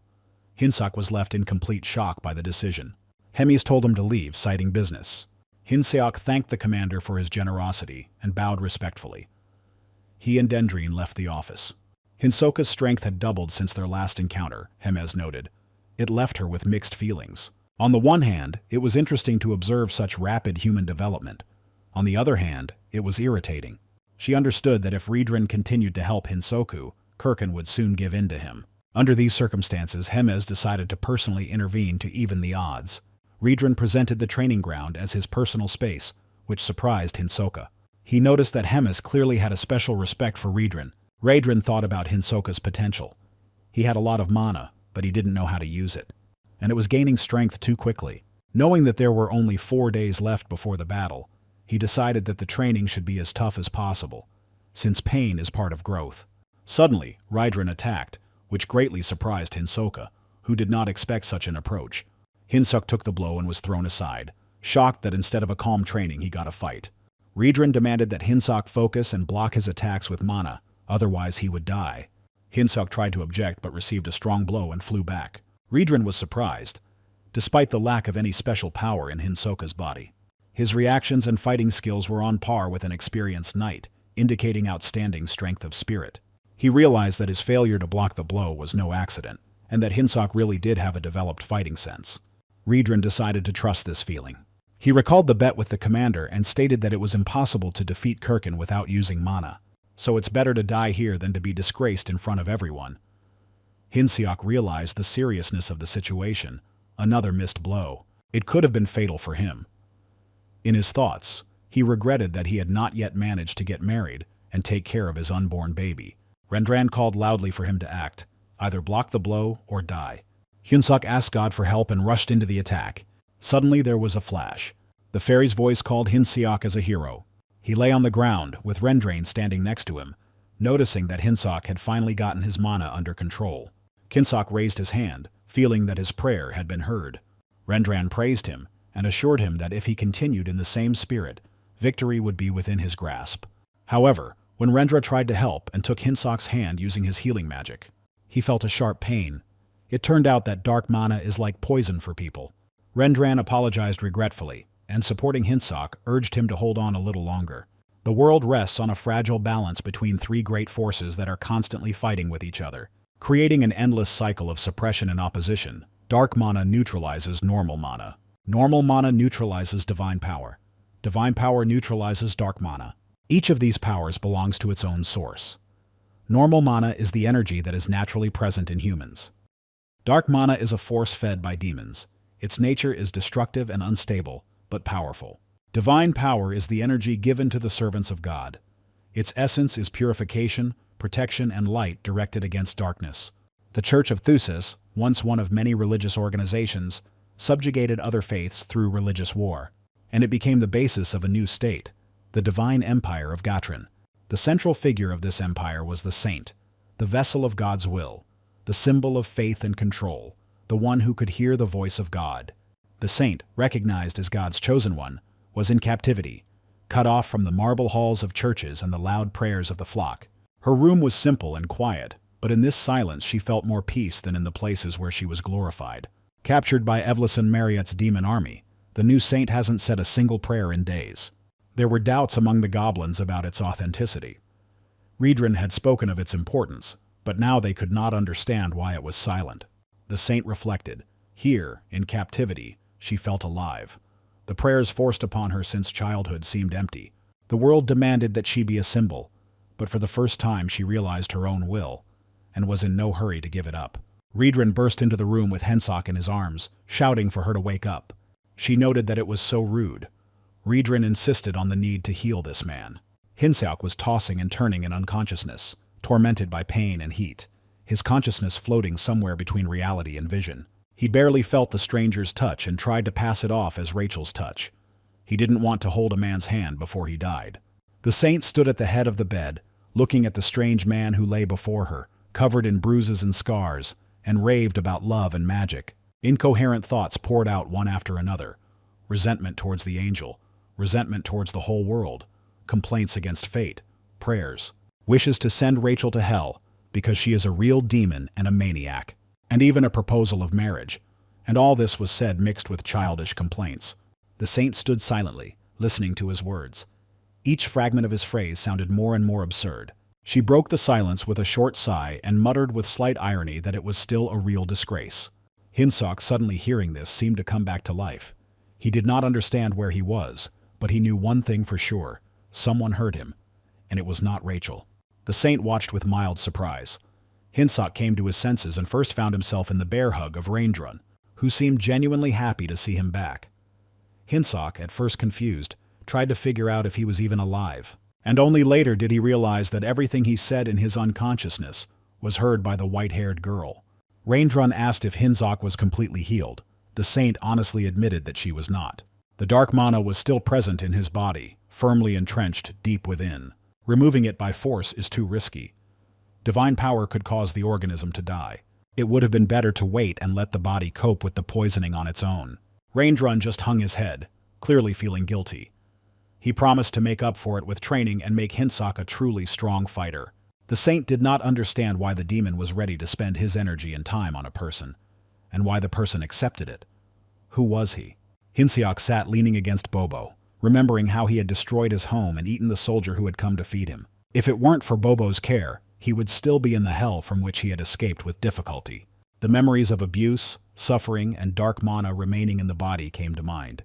He tried to convince himself that it wasn't such a big deal, but doubts were growing. He asked Rachel. He asked the question with concern. The fairy remained silent. There was no longer the same lightness in her gaze, only fear and bitterness. In her eyes, he was no longer the same. Defiled, unclean, everything was seething inside. The fairy, usually noisy and cheerful, was now sobbing, blaming herself for everything that had happened. She called herself a demon with an angelic face, a maniac worthy of the flames of hell, and claimed that it was because of her that dark mana remained in his body. He tried to get a word in, he was joking. He tried to soften the edge, but all he got in response was tears and screaming. The thought was pulsating in his head. How can I calm her down? Everything was starting to weigh on him. He felt like he was about to go crazy. 3 days later, the saint was offered healing again after the training was over. Hinsok nodded wearily, noting to himself that she was as flawless as ever. He expressed his gratitude and then spoke cautiously about the request. He had a fight coming up tomorrow, and he wanted her to pray for him. Moreover, he hoped that she would come to watch his battle in person. The saint looked at him in surprise. Such an address, especially a request for his personal presence, was out of line with her usual course of events. The announcer's voice was heard in the arena, addressing the crowd of demons. The day of the decisive battle had arrived, the confrontation between man and commander. The host introduced himself as Zack and got the crowd going, emphasizing the tension of the moment. Laughter, anticipation, and even mockery came from the stands. Hemez asked who Riedran considered the favorite. He was confident in Hinsoka, not only for his tenacity, but also for his rare talent. Then Hemes proposed a bet. If Hinsok won, Riedran would continue his training. If he loses, the mentor will have to take his life himself. Responsibility for words must have consequences. Riedran agreed. Hemes just smiled cheerfully. She hadn't been so interested in it for a long time. In the arena, Hinsok was already facing the crowd. He was introduced and the crowd reacted as always, with disdainful surprise. He, contrary to expectations, felt confident. This was his best form. Level 200, Strength 80, Dexterity 77, Stamina 88. Abilities: Pickaxe, Leadership, Cooking, and Mana Control. Skills: Riedran Style. He noted the emergence of a new ability and skill. Now he was much stronger than before. New skill: Riedran's Fighting Style. This martial art, created by Riedran himself, has its origins in the dueling techniques of the ancient Gauden. Passed down from generation to generation, it consists of 10 unique forms. Currently, Hinsok only owns 8% of it. He was surprised. The level was so low. He had to win. He had to earn a date with the white-haired saint. His thoughts were interrupted by Rachel's voice. She noticed with bewilderment that he was not thinking about the battle at all. The host announced the second participant in the fight. The one who must put the hero in his place is fighter Kirkin. The crowd greeted him with shouts of approval. Rachel and Hinsok were shocked. In front of them stood a changed fighter, much more dangerous than before. Even the fairy could not contain her surprise. Riedran also felt alarmed when he saw how much the transformation had changed the fighter. Hemes just smiled, saying that there was no turning back. Hinsok, looking at it through his magic glasses, noticed a sharp increase in combat power, more than 10,500 units. In just a few days, it had doubled in size. Rachel suspected something was wrong. The growth was impossible without intervention. But Hinsok knew. There are no easy roads. He had to cope. There was nowhere to retreat. The host announced the start of the battle. 2 warriors, a human and a demon, rushed at each other, and the arena shook from the impact of the battle that had begun. Kirk swung his club, and Hinsok immediately realized that one blow like that would be the end. The monster was huge and its attacks were predictable, which gave a chance. You need to stay calm and avoid direct confrontation. Waiting for the right moment to counterattack, he decided on a direct blow to the head. Despite his efforts, the monster didn't even move, which caused doubt in Hinsoka. But then a counterattack followed. Kirkin broke his left arm. The enemy itself remained in full combat readiness, and its movements were still quite predictable. Hinsok calmed himself by remembering Riedran's lessons. In battle, you need to use mana. With its help, you can break the ground with one blow. The art of fighting is not only about strength, but also about tactics that allow you to kill your enemy. With this knowledge, he would have been able to defeat Kirkin, despite his power. The most important thing Hinsok realized was that without a real desire to kill the enemy, all attacks were meaningless. True strength was in the intent to win. Hinsok charged forward, using mana and using the first form of Riedran's fighting style, instant destruction. His blow hit the target and thick dust rose up in the arena, obscuring everything around. When the dust settled, Kirkin was lying on the ground with a huge hole in his torso. The host solemnly declared Hinsok the winner, and the fairy admired his success. Hinsok himself couldn't believe that he actually won. Although he warned himself that the skill could not be used twice in a row, otherwise it could be fatal for him. However, suddenly Kirkin began to move, which caused shock and horror in Hinsoka. It was unthinkable. The enemy seemed to come to life, which the presenter called a real miracle. Anxiety and fear gripped Hinsoka because the battle was not over yet. Hinsok watched Kirkin closely, trying to understand what the commander had done to him. The commander shared her dark mana with him and cast a curse of immortality, causing him to continue moving. Hemez noted that such rapid progress in martial arts is a testament to Hinsok's incredible talent. But Hinsok's fate depended on the curse and dark mana. Kirkin growled and rushed to attack. Hinsok thought he knew what to expect, but suddenly Kirkin grabbed him by the throat. Raising his hand into the air and squeezing it with great force, his eyes glowed with an ominous red light. The blow pushed Hinsok back so hard that he crashed into the ground, feeling like all his bones were crumbling to dust. The saint's voice supported him, convincing him not to give up and to believe in victory. Hinsok decided not to embarrass himself in front of the person he was going on a date with. Realizing that the broken bones needed to be covered with mana-like armor, he began to concentrate, and a message appeared on the screen about increasing the level of mana control from F to E, and then from E to D. This gave Hinsoku a new boost of strength and hope for victory. Hinsok concentrated all his mana power into a powerful swing and directed it at Kirkin, shouting a call to the saint asking for a date. The blow was so strong that Kirkin crashed into the ground, bleeding, but still did not fall. Hinsok realized that the instant kill created pressure concentrated on the opponent's head, and it began to work. The goblins in the hall watched the fight closely. Hemez was amazed at Hinsoka's ability, and Riedran said that he had never seen anything like it. In Hinsok's mind was the anticipation of a date, 2 days and 1 night with dinner in a hotel.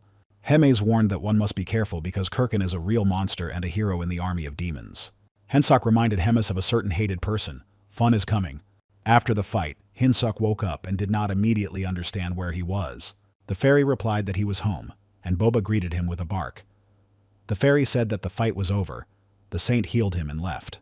Hinsok decided to test his stats to understand the outcome and consequences of the battle. Opening the status window, Hinsok saw his data: stamina, 82, mana, 81, charisma, 30. Hinsok was surprised by the noticeable increase in level, by 12 at once, as well as the increase in characteristics. The fairy suggested that she could heal him.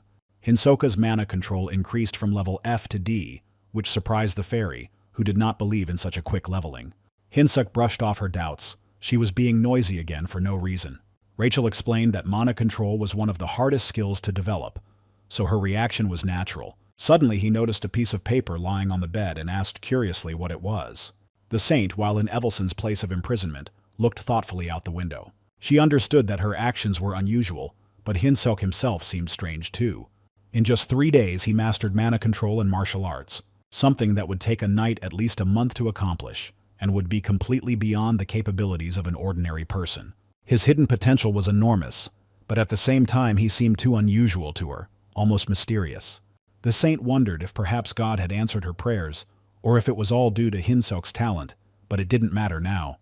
By winning the battle, Hinseok changed his destiny, and perhaps he was the hope she was looking for. She went to the door and knocked. When the guard asked, she replied that she wanted to go for a walk. At that moment, Hinseok read a note that contained an invitation to a date in the courtyard after sunset from Evelson. It was an invitation to a date, class 300. Evelson thought that she needed to see with her own eyes if Hinseok would become the one who would turn the world upside down. The moon lit up the night sky. Hinseok was excited about the idea of a real date and worried that he didn't know how to act, ask for a phone number, or start a correspondence. The fairy, tired of his thoughts, advised him to stop being distracted and return to the room. But Hinseok, grabbing her in his arms, ignored her words. The saint appeared accompanied by 2 guards. Hinseok greeted her and asked who was accompanying her. She explained that they were her escort because she couldn't walk alone. Hinseok remembered that she was a saint captured by an army of demons, and he wondered what he expected from this meeting. In response to his thoughts, she suggested going for a walk. Hinseok felt his nerves stretched to the limit. The constant presence of guards made it difficult to concentrate, and he did not know how to start a conversation. The saint was the first to break the silence. She said that he must be a hero. Hinseok was surprised, but she explained that in their world, only heroes and demons have black hair, and only they are capable of developing so quickly. She then added that she was ready to answer all his questions. Hinseok thanked her, and suddenly he blurted out whether a man like him was right for her. The saint was stunned by his directness and did not immediately find what to answer. At that moment, a familiar voice was heard from afar.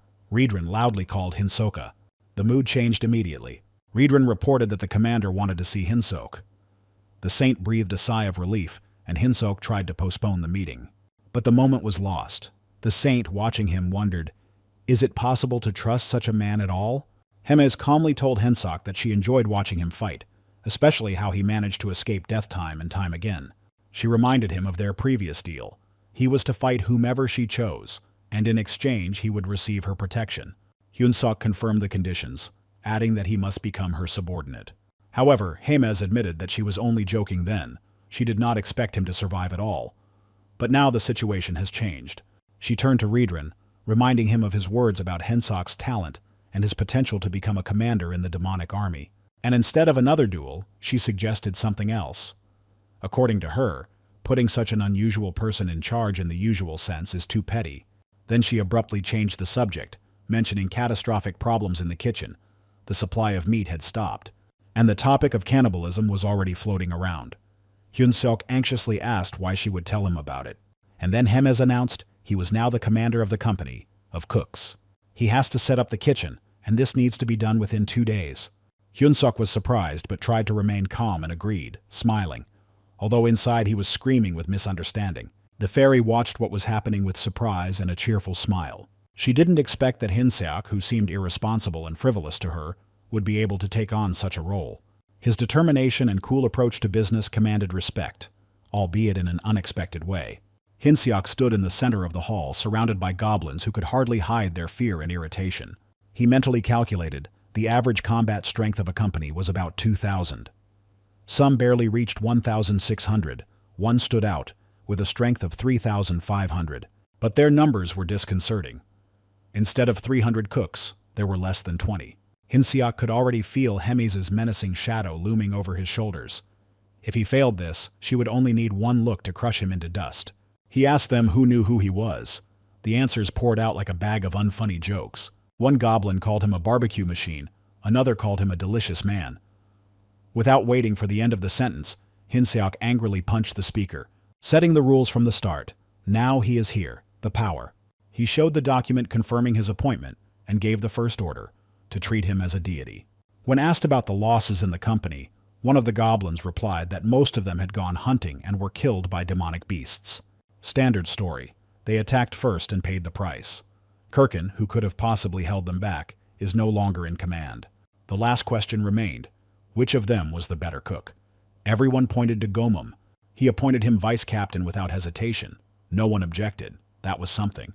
The first step had been taken. Chaos had begun to take shape into order. Hinseok dismissed everyone, knowing that the real work would begin tomorrow. Hinseok understood that at least 200 cooks were needed, and there was only one way to collect them in a day. The next day he used the so-called Bobo method. The pet ran forward, scaring everyone who got in his way. The fairy, watching this, only wondered if he was really trying to scare the demons by using a pet. But for Hinseok, this was nothing more than Plan B. There was only one condition for choosing cooks. Take those who could be easily replaced. Sons of bitches who couldn't stand up to him. That's what he did. Seeing a goblin with the power of 1931, Hinseok didn't hesitate to strike him. Hinseok approached the goblin lying on the ground and, looking down at him, addressed him, calling him a wart. He offered to become a cook. The goblin was surprised by the nickname and tried to protest, but he didn't have time. Hinseok kicked him right in the face, cutting off any objections. His tone was harsh and unambiguous. Now this goblin will be the first. Hinseok explained to him a simple truth. In the army, hierarchy is important. The one who joins first gets more authority and fewer blows. He suggested that the goblin himself bring 5 lesser demons who would receive punishment in his place. Thus, he himself will become higher in the pyramid. 1 blow to him is 10 blows to them. This was Plan A, a power structure through fear and submission. A pyramid. The goblin, the commander of the 3rd Battalion of the Demon King's army named Doros, sat quietly at the table, enjoying a piece of meat. He felt at peace, and the taste of the dish only enhanced the feeling of calm. However, his silence was broken by a subordinate who quickly ran into the room, shouting about the problem. Goblin reported that most of their battalion had left. Doros immediately assumed desertion, not understanding where they could have gone. In his opinion, they had no other duties than to serve him. But the answer astonished him. They all joined the cooks. The new chef is a man who is supported by Commander Hemez. It is worth just warning him to be careful and forget about the problem. However, the goblin was adamant that the situation could not be ignored, since the cooks had already lured 200 soldiers away from them. Doros got angry when he heard this number. At this time, many goblins had gathered on the street and were standing around Hinseok. The fairy reported that more than 200 demons had already been gathered. Hinseok noted that this number was sufficient and ordered the recruitment to be stopped. Suddenly, Hinseok became alert. Doros stood in front of him, accompanied by an assistant showing the way. He immediately sensed something was wrong.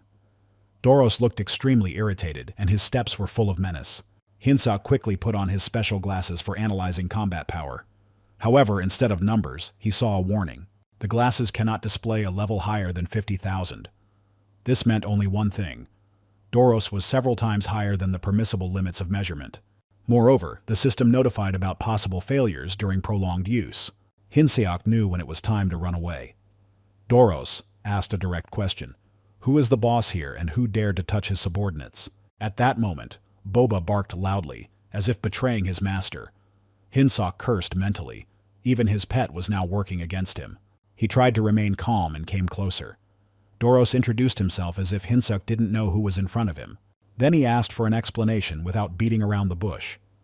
Hinseok realized that this was just the usual amateur activity of the goblins, who had simply brought their friends.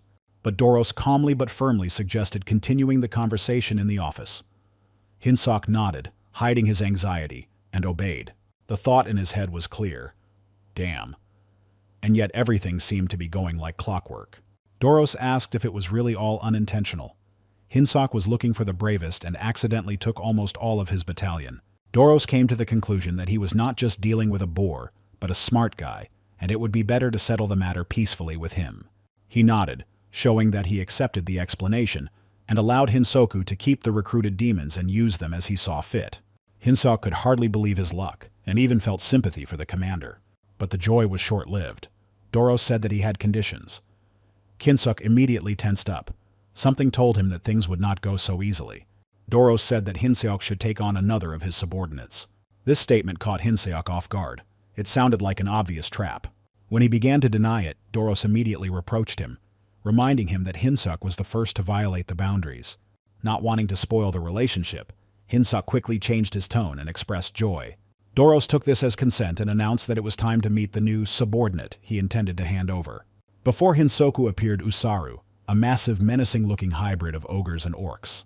Doros introduced him as a charming subordinate. Usaru's power is so great that it cannot be accurately measured. He added that although Usaru was not very intelligent, his strength could be quite useful if put to proper use. The monster confirmed its presence in a low voice, saying that it had a headache. Hinseok stood before the assembled crowd of goblins. He declared that he was now responsible for Bobo and also took the position of the new head chef. One of the goblins in the crowd recognized Bobo and said his name with admiration. Hinseok responded by praising his pet and handing him a bone as a sign of encouragement. After this, he announced the start of the reorganization and said that he had already prepared a new list of members. He ordered everyone to familiarize themselves with the assignment and line up according to the roles indicated. Fairy asked what criteria the list was based on. Hinseok explained that it was based on combat power. He assigned the weaklings and those with any cooking experience to work in the kitchen. He asked with a grin if his approach wasn't genius. Hearing the report that the formation was complete, he stepped forward to assess the result. 2 battalions lined up in front of Hinseok. He announced that the right detachment was now the cook's detachment, and the left one was the combat detachment. He checked the order, noting that if someone stood in the wrong place, there was still time to correct themselves. One of the goblins raised his hand and asked for permission to hunt so that he could eat fresh meat immediately. Hinseok received this request with internal irritation, but still ordered the goblin to come closer. To test his resolve, Hinseok set up an entrance exam and kicked the goblin who came. The beaten goblin cried, feeling his future ruined by his failure. Hinseok stated his inability to stand. At this moment, a system window appeared. Thanks to Hinseok's leadership qualities, the squad was successfully reorganized and balanced, and the levels of the hidden ability, charisma, and leadership have increased. Hinseok asked the crowd if there were any more people interested, but there was no response. Having made sure that everything was settled, he gave the order to the fighting squad to prepare their weapons. It was time to hunt. To the north of the Black Fortress lay the Great Forest. A group of goblins cautiously entered the thicket. Hinseok noticed that the forest was unusually quiet today, not a single demonic creature on the horizon. The fairy suggested that this could be due to Bobo or Usaru, whose presence scares away enemies. Hinseok agreed, noting that the two were the best soldiers and could not be ignored. The fairy suggested using bait, which surprised Hinseok. He explained that if they had meat, they wouldn't have to rush the hunt. Then the fairy offered another bait, those who attracted demons all the way. Hinseok wondered in surprise who could have raised such a child. Hinseok announced that numbers 14, 3, 1, 43, and 7 should come forward. The fairy asked how these numbers were chosen, and Hinseok replied that he simply dictated the numbers of his lottery ticket. He wondered what if he had won then. After that, Hinseok instructed Usar to grab number 14. The goblin expressed doubt about the chief's sanity, but he insisted. Hinseok explained that weaklings are thrown in as bait to attract the attention of the animals. He then ordered a fire to be lit so that his lost comrades could see the smoke and return. The fairy doubted whether they would die from such a throw, but Hinseok reassured her that every 6th one would definitely return. Usaru couldn't take breaks and had to keep throwing the bait. The goblins were discussing that the human chief had gone mad. Some wanted to live a long life, while others thought it was better to escape as quickly as possible. Bobo ran up to one of the goblins, who assured him that he would dedicate his life to the Demon King's army. Cries for help could be heard in the distance. Hinseok thought it was time for those who had been sent out first to return. The bushes rustled and the goblin screamed as he ran away from the monster. Hinseok decided to hand over the situation to the soldiers, and then finish off the remaining enemies. The monster rushed to attack. Usaru actively fought, striking at the enemy. The fairy was surprised by what was happening, and Hinseok noted that there was no profit from the battle. All the monsters were broken and unfit for food. Bobo and Usaru dealt with almost all the monsters with one blow. Hinseok decided that they had to go back without those two, since they only had 1 day left, and they were planning to come here early tomorrow morning. In the kitchen, the fairy asked why they had come there. He explained that they needed to check if the flattened meat could be used in some way. Hinseok burst into the room, loudly demanding that the idlers gather up and come here. One of the goblins was surprised by what was happening, but Hinseok reported that meat had been brought, obtained during the hunt today. Sous-chef Golem noted that the condition of the meat left much to be desired. Hinseok reminded that a real warrior must be able to do everything, including cooking.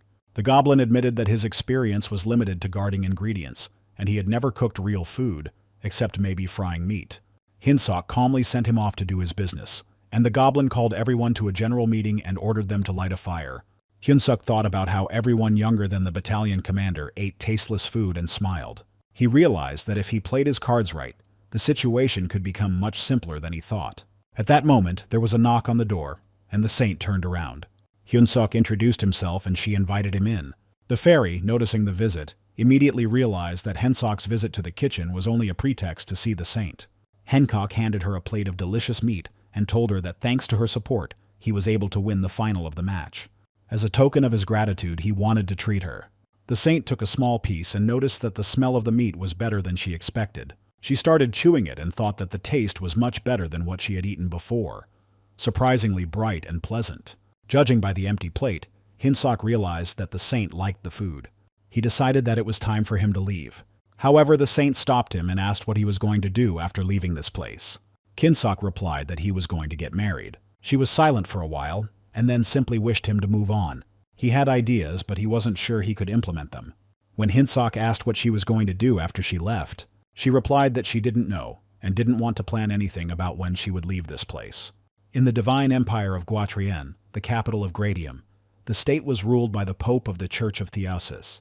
The subordinate reported to Emperor Guthrian and Pope Orvan IV that Evelsen's location was already known. She is being held in the Black Fortress, where the monster eater resides.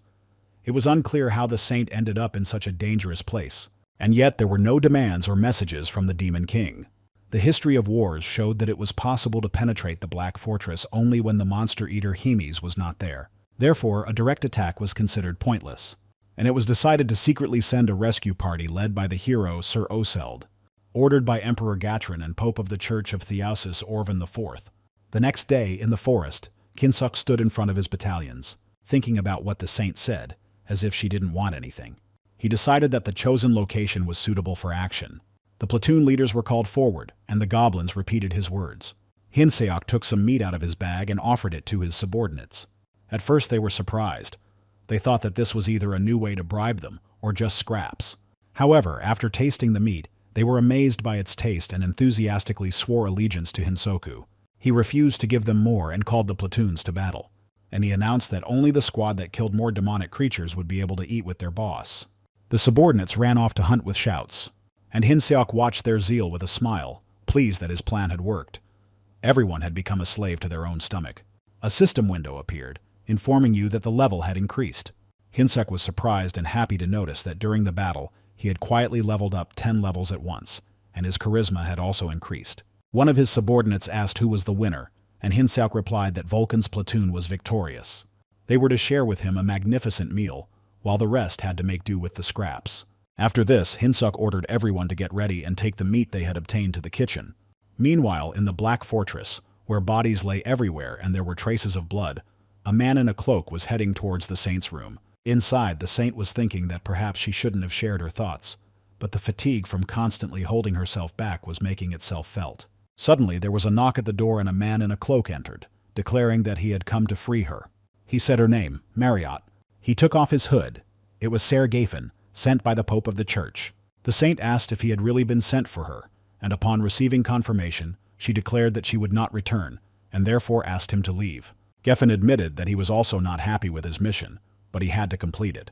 The saint warned that a monster eater lived in the fortress, and if he tried to take her, there would be trouble. She uses the power of the saint, and then the monsters will definitely come here. But before she could finish, Gafen tried to grab her. He explained that he was on a mission and was not a prince, but a soldier, after which he used force to put her to sleep and send her to the capital. The saint was at a loss. She understood that he was using force, but she did not know how exactly, and she firmly decided that she did not want to go back. Gafen suddenly felt a blow to his head. Hinseok, enraged, immediately entered the fight, delivering a magical blow. The prince, assessing his movements, noted that the magic was used ineptly, although Hinsoka's appearance was ordinary. In response to Hinseok's insistence that he remove his hands, the prince continued the fight, delivering a powerful kick that knocked Hinseok back. Despite the resistance, the prince intended to take him with him. The fairy watched from around the corner, wondering if she should call Bobo for help. At this point, Geffen has an open scroll, ready to step in and use magic to take another person with him. Soon Hemis, the monster eater, approached, mockingly offering help. Geffen noticed that he had already blocked Evilson's holy power, and did not sense any magical energy from Hemis, deducing a difference in power between them. Hemis was so powerful that the story of her killing 1,000 soldiers in one day seemed entirely plausible. Geffen was on guard, and decided that the main thing was to block her attacks, waiting for the right moment to take the saint and leave. But suddenly he felt dizzy. It seemed as if she had possessed the power from the very beginning of the fight. Hemis smiled at Geffen's neat handwriting and suggested they continue the fun. Geffen realized that in such a situation it would be a miracle to survive, even if he left without the saint. The mission was a failure. At that moment, a bright flash of light appeared in the room, and Hemez noted in amazement that the guest had fled, although she had asked for a favor. Despite this, she was looking forward to the real fun being just beginning. The Devourer, the ancient monster, and the immortal witch, that was the name of Hemes, the commander of the Third Corps of the Demon King's army. In the endless flow of time, demons were born and died, but the king of demons and Hemes remained unchanged, unshakable. However, eternity dulled the senses and perceptions, a high price for a long life that she paid, continuing her path through the centuries. Hinsok was thrown back by the blow, landing on the floor where Riedran stood over him. He pointed out that Hinsok still attacked directly at the forehead, and even magic did not make his attacks more effective. Riedran advised him to be flexible and not to limit himself. Hinsok admitted this, lying on the ground. Riedran added that no matter how strong a person is, there will always be someone stronger, and therefore you should not be afraid to use any methods to win. An honest victory is the privilege of the truly strong. At this point, the training was over, and Riedran praised Hinsoka. He smiled. The fairy was worried about his condition, but Hinsok admitted that he felt like he was about to die and asked to be healed. When the fairy began to heal, he breathed a sigh of relief. Rachel, surprised, asked if she was just an elixir for his wounds. Hinsok thought, not knowing what to answer. Remembering the words of the saint, who said that only faith coming from within can protect. Hinsok didn't fully understand the saint's words, but he remembered that Mrs. Avalison had said that it wasn't necessary to become stronger. Rachel asked about the woman, reminding him that Hinsok had almost died because of the Holy Witch, and asked who she even was. Hinsok noted with irony that someone would soon feel God's punishment. Rachel sighed, noting that the mercenary was using divine power, and if the girl really was a saint, she wouldn't have been attacked by her own people. Hinsok agreed that it was strange, since the next saint must be valuable. He waved it off, and the fairy asked if this woman was really that important to Hinsok. Rachel called him a moron, and he smiled at her jealousy. She chided Hinsok for forgetting what world they were in. Over time, Hinsok lay on the ground, torn between despair and helplessness. Bobo ran up to him and barked loudly, as if trying to raise his morale. The fairy circled above them, asking questions and watching what was happening. Hinsok desperately asked to become a cat from a rich family in his next life. The desire to escape his difficult fate seemed to him to be the only salvation. Meanwhile, in Hemez's office, exactly half an hour ago, Hemez herself expressed boredom and a desire to see something interesting. She gave Hinsoku a serious deadline, 1 month, to prove his ability to defeat the battalion commander. The news left Hinsok with a mixture of surprise and excitement. Hemez indirectly questioned his strength by offering help, as she had with Kirkin, but Hinsok confidently refused, bowing. The fairy asked Bobo to say goodbye to Hyunsuk, hinting that they would not see him for a long time. Hinsuk himself, crying and feeling broken, complained that he only had 9,000 combat power, far from an ideal indicator for a commander. His tears and inner fear proved stronger than his determination, but fate demanded action. Hinsok has grown a lot, but the battalion commanders are on a completely different level. Their power is about 40,000. Hinsok admitted that he could never become that strong in a month, and dreamed that Bobo could fight in his place. The dog's power was truly enormous, and Bobo could have fought on equal terms with the battalion commander, or even won. But for this, the fight had to be a duel. Hinsok thought about the words, remembering what he was told about 1 month and the need to defeat the battalion commander. He realized that there was no talk of a fight. The fairy, noticing his thoughts, reminded him that this was precisely the task that lay before him. Hinsok came to the conclusion that the main thing is to simply defeat the opponent. By any means, sword, bow, arrows, bobo, or poison. The fairy asked if he had understood everything correctly. Hinsok planned to lure the commander out and set Bobo on him. This is the only way to victory. The fairy doubted, asking whether he was smart or just a coward. Hinsok, without losing his composure, replied that he was confident in his abilities, since he had recently met the commander. He had a magic supplement in his hands. The commander was a real pig who loved to eat deliciously. Here is a recipe for excellent braised uranium ribs that Hinsok cooked with great pleasure. First, the ribs need to be washed in water with honey to wash away all the blood. Once the blood has been removed, the meat is placed in a saucepan and boiled. After cooking, add thinly sliced single-eyed mushrooms and green onions. Mushrooms, with their fun-popping eye texture, add a 50 power. Then pour in water, add sugar, soy sauce, and garlic. A garlic drake that cries when its skin is peeled and has a potency of 80. Fermented fish with a strength of 30 is also added. Its exquisite juices are carefully squeezed out and mixed with the rest of the ingredients. All of this is thrown into the meat and brought to a boil, after which it is stewed for at least half an hour. The saints seemed to be crying out to the heavens as Hinseok, barely able to stand on his feet, allowed Bobo to drag him across the floor. He couldn't understand why he lacked stamina so much. Deep down, it seemed like a shame. Boba barked, expressing his concern, and the fairy suddenly shouted about a fire. At that moment, Hinseok felt the smell of tender, soft, and juicy Urin ribs filling the space. The ribs were ready. They were carefully placed on a plate, garnished with green onions. And the key to the battalion commander's heart was ready. The dish was complete. The table was heavily laid with a variety of dishes, and Doros, having made himself comfortable, enjoyed the treat with a satisfied look. The taste was excellent, and he noted to himself how long it had been since he had eaten anything so delicious. He praised the idea of giving Uzara to Hinsoku, considering it brilliant, and did not fail to once again admire his own foresight. At this time, a goblin entered the hall and reported that the chef had arrived. Doros immediately cut off that he was not going to return Uzara. However, the goblin explained that this was not what he had come for. He wanted to personally express his gratitude by preparing a special dish. This piqued Doros's interest. He had heard that this same guy was considered a real culinary talent, and he became curious as to how true it was. He gave permission to enter. The doors swung open and Hinseok entered the hall with a solemn air, holding a covered tray in his hands and a rose clenched in his teeth.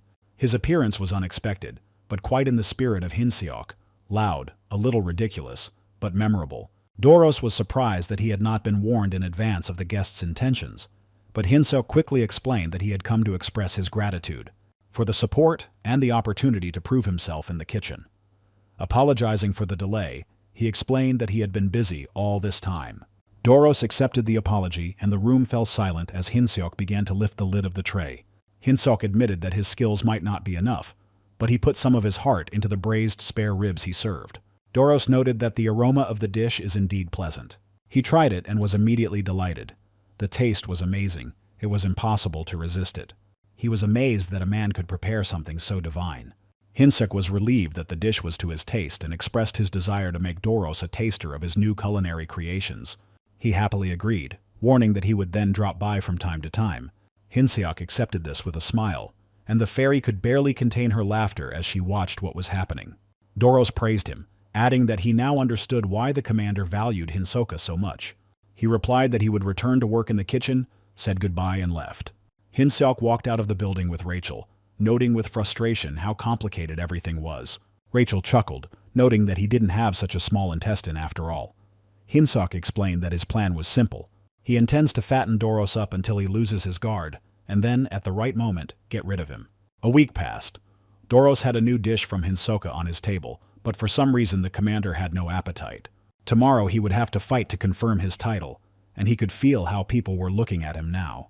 As if you were looking at an important person whom you want to knock off his pedestal. In case of defeat, he would lose his position as battalion commander. He added ironically that even if he died from eating, his ghost would still remain charming. Hinseok realized at that moment that all his efforts over the past week could be in vain. He spent a lot of time and effort, but if Doros loses the fight, he himself loses his status, and there will be no point in eliminating him. Meanwhile, Doros approached Hinseok and invited him to a fight, calling him his lucky charm. Hinseok agreed and wished him victory. The next day, in the arena where the fight was to take place, the fairy tried to cheer up Hinseok. She suggested that perhaps Doros would suddenly emerge as a commander at the SSS level. Hinseok was skeptical. According to him, Doros could barely walk after a week of fattening, and the chances of winning seemed negligible. The new host was announced on stage, the commander of the 3rd Regiment of the Demon King's army, Roig. The host invited the fighters into the arena.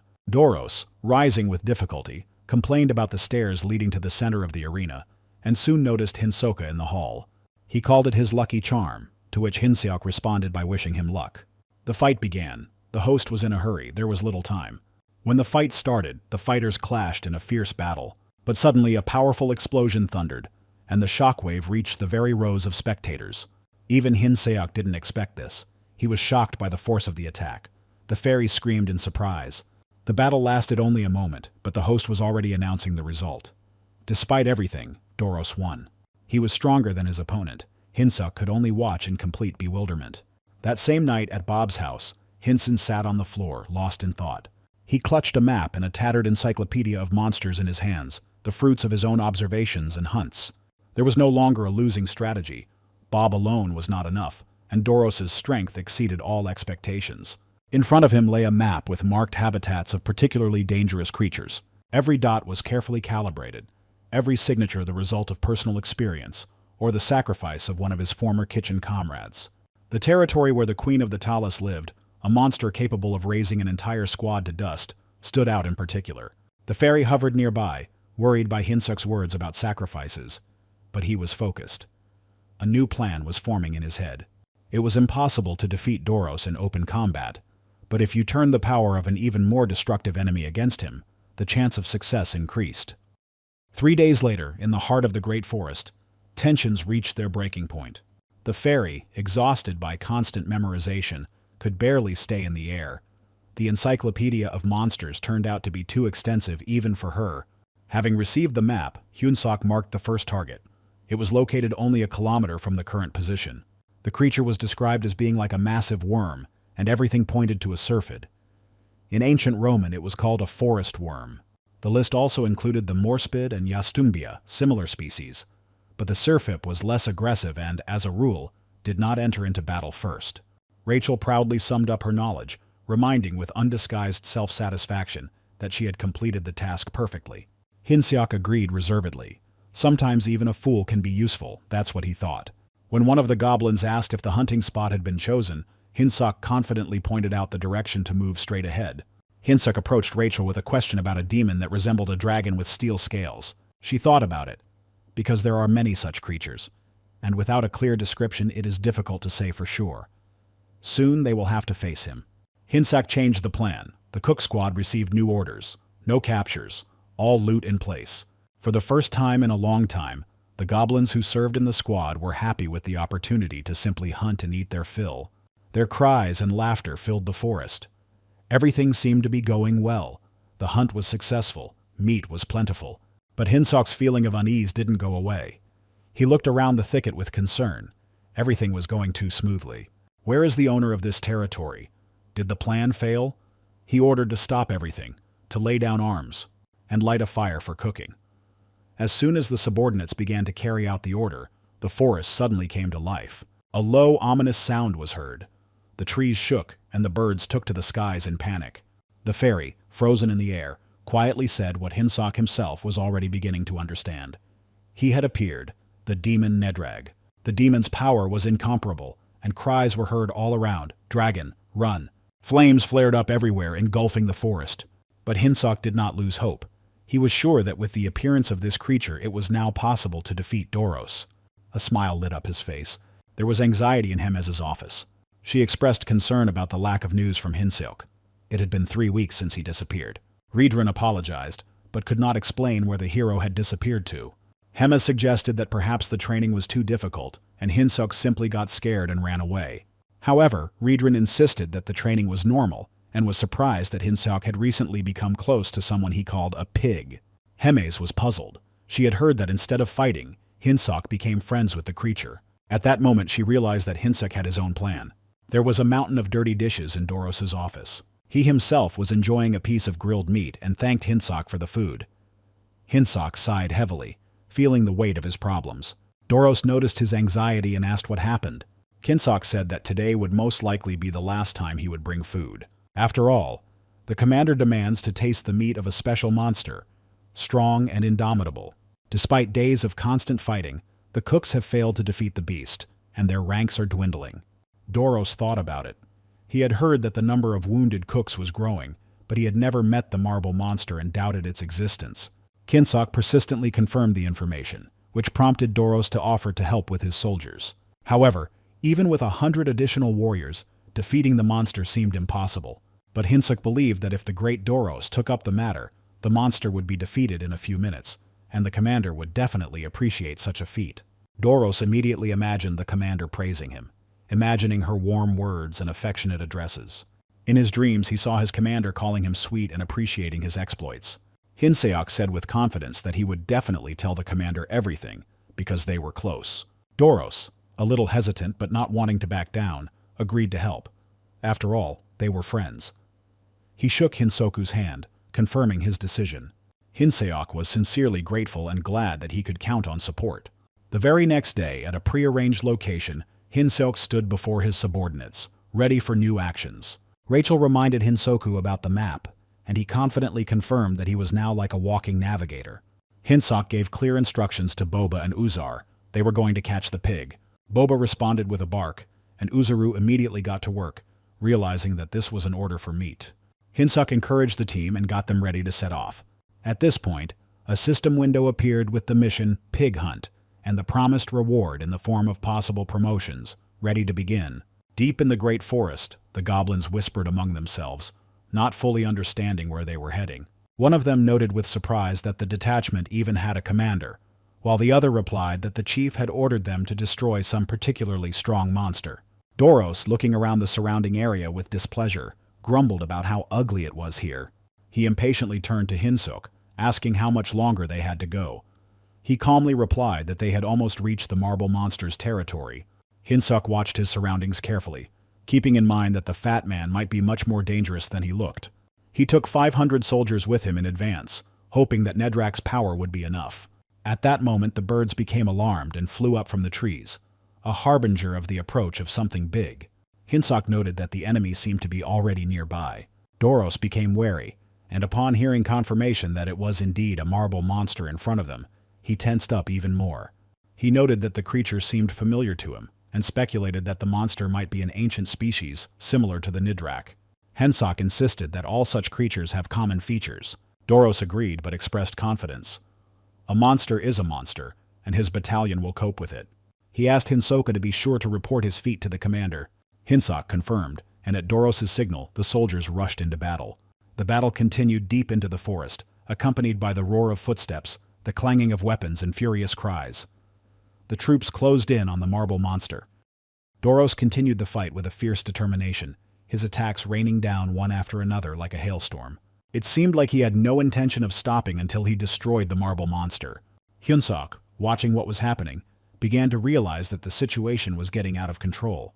Instead of being exhausted, Doros demonstrated ever greater strength, skillfully covering himself with his soldiers, which took the blows on themselves, creating an opportunity for him to strike back. The original plan failed. Hinsoku had expected attrition and chaos, but Doros proved far more effective than expected. Meanwhile, one of the goblins burst into the ranks, shouting and waving his arms. Everyone realized a new threat was approaching. Panic began to spread among the fighters.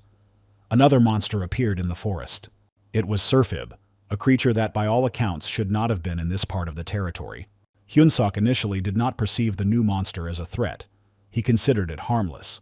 However, he perceived what was happening as a struggle for territory, and, taking advantage of the chaos, appeared to reclaim his place. The situation was rapidly deteriorating. Doros, realizing the scale of the disaster, ordered everyone to retreat, realizing that there were not enough forces for two fronts. The fairy turned to Hinsoku in a panic, begging him to stop Doros. Retreat could mean the failure of the entire operation. Hinsoku cursed internally and realized that he had no choice. It was time to take a risk. He called out to Doros, who, hearing Hinsoku's voice, indicated that he too had realized the essence of what was happening. All the monsters were flocking to this place. Hinsoku used the Riedran fighting style, a form that allows for lightning-fast destruction. In response to the remark, Hinsoku irritably hit Doros. Trying to rouse his fighting spirit, he canceled the order to retreat. He shouted a new order, fight to the end. The goblins were running around in confusion, screaming and yelling, not knowing what to do. Some began to panic. The atmosphere was filled with despair and fear. Doros could not believe the betrayal. He felt pain, heard screams. Everything inside him was torn apart. He felt abandoned, betrayed by someone he considered an ally. Fury and rage boiled within him. It was beyond his comprehension that a mere man would dare to do such a thing. Hinsoku's words sounded like a challenge to him. The battle was entering a new phase. A magical glow flared up near Doros.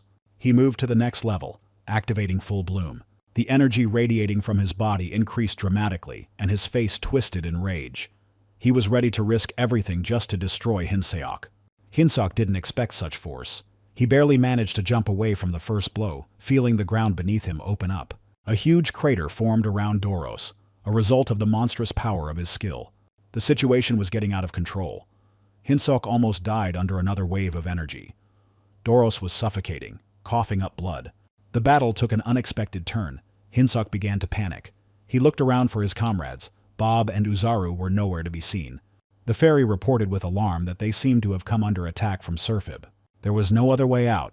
Hinsoku had to fight Doros alone. Meanwhile, Doros, maddened with rage, continued to advance, shouting Hinsoka's name through a bloody cough. Hinsuk realized that he needed to buy himself some time. He called out to Rachel sharply and demanded the data from the map, the same information she had previously memorized. Rachel got her bearings and pointed in the right direction.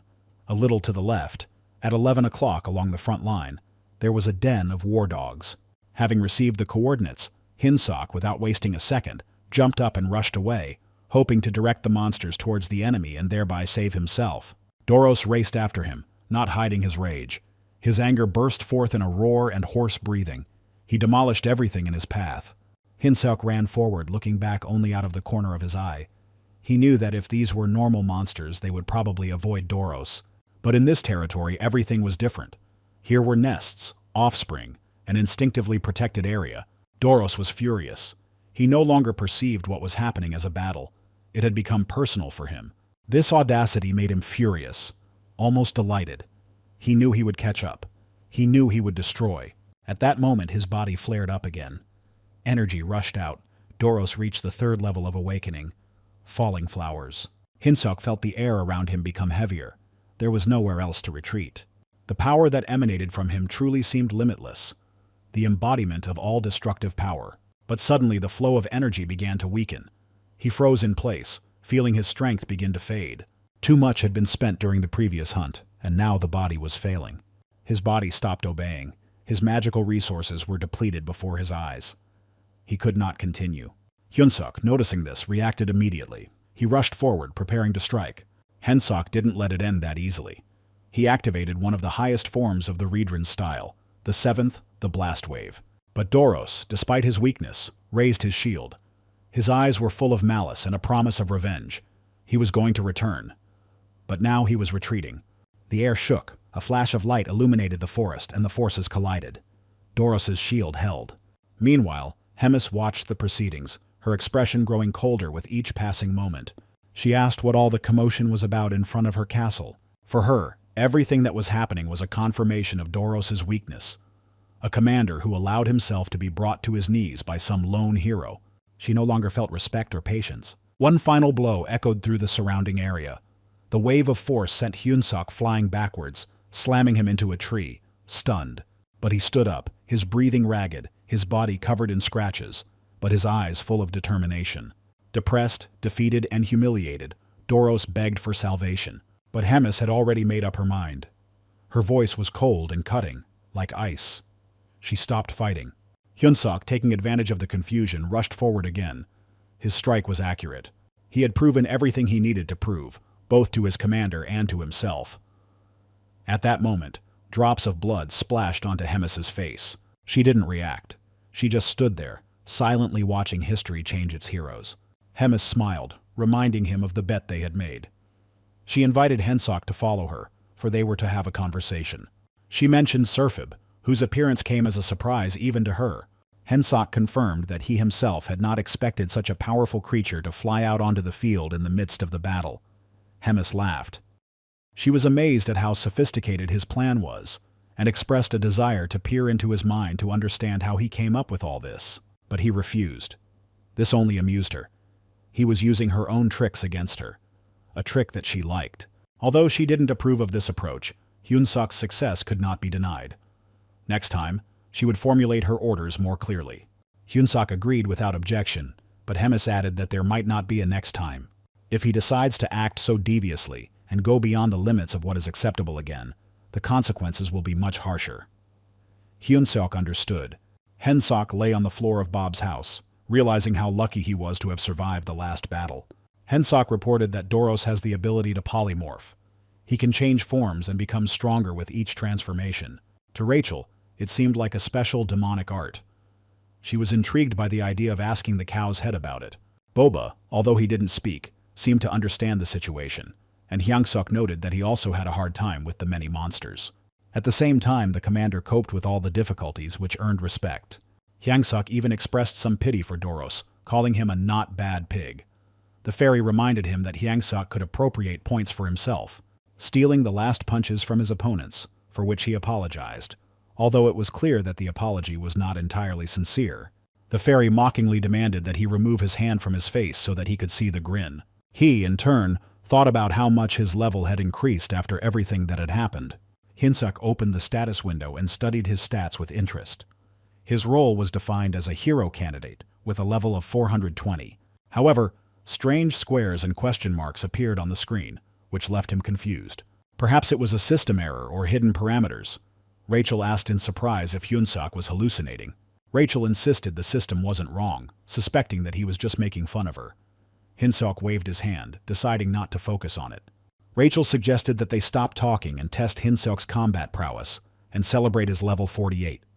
Hyunsuk agreed, and he looked with interest at the data in the magic glasses. The hero's power was 13,936, quite impressive.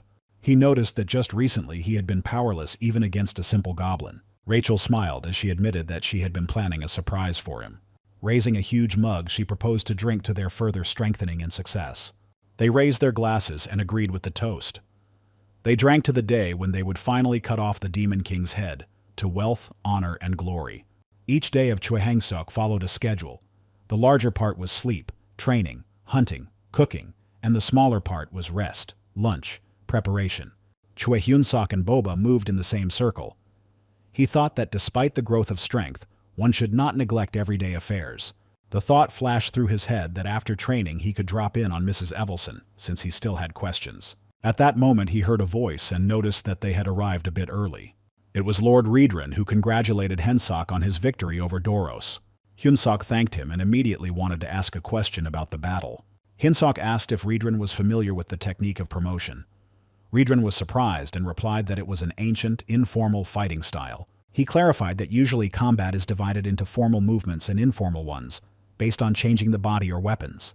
Riedran noted that informal ones have fewer variations than formal ones. He added that special fighting styles are rare, and informal ones are passed down from generation to generation even more secretly. Hyunsuk realized that there was a difference between attack skills and enhancement skills. Riedran's style is an enhancement skill. Riedran added that any demon who possesses demonic ki can master it, but due to the serious side effects, few dare to do so. Hyunsuk wondered if he could enhance this increase since he had demonic ki. Riedran noticed that the ki had accidentally ended up in Hyunsuk's body and warned him of its danger, to which Hyunsuk replied that there shouldn't be any serious problems, and in the worst case Mrs. Evelson will help them. Riedran warned Hyunsuk not to push himself to extremes. Hyunsuk was surprised and thought that without a promotion he would not survive. He decided to take a risk and asked permission to try just once, since it was his body. Riedran agreed, although he felt a little awkward. He reminded that a promise was a promise and suggested that Hyunsuk watch carefully to begin the process. In the underground prison of the cathedral, chained to the wall, was Prince Sir Geffion. The man at the bars asked him if he was awake and noted that he had long wondered whose hands were involved in his capture. It turned out to be the Pope's. Geffion recalled that he had been told that he was no longer needed and asked why they had come now. The man replied that he wanted to give her a chance to make amends, because everyone is equal before God. Geffion asked what needed to be done. He was ordered to get rid of Evelson Marriott. Geffion was surprised, asking if this could not be done without and why the order had changed. The man replied that the deaths of the Holy Church were not explained and that it was none of his business. Geffion noted that there was a devourer there, but Dad promised that if he went there again, he would assign 4 knights and there would be no devourer. He warned Geffion not to lose because the path to glory does not tolerate defeat. The saint cried out fervently to Hinsoku, urging him to come to his senses. He was seriously wounded, foaming at the mouth. He was in critical condition. The saint did not hold back her indignation. They had both gone crazy. A man was practicing a technique that was only available to demons. According to Riedran, he himself claimed that everything was fine, since a lot of time had passed, and there should have been almost no demonic ki left in his body. The saint sharply objected. "You are not priests. How can you decide what is necessary and what is not, if you do not even understand this?" She reported that she had unlocked the demonic energy within Hyunsuk, whereas they simply released her, hoping to take control. Riedran asked what would happen to Hyunsuk now. The saint explained that he would not survive long in this condition, and since it is too late to restrain the released ki, she will try to force the body to accept this power. Her plan is to compress the demonic energy with divine energy, distributing it evenly throughout her body.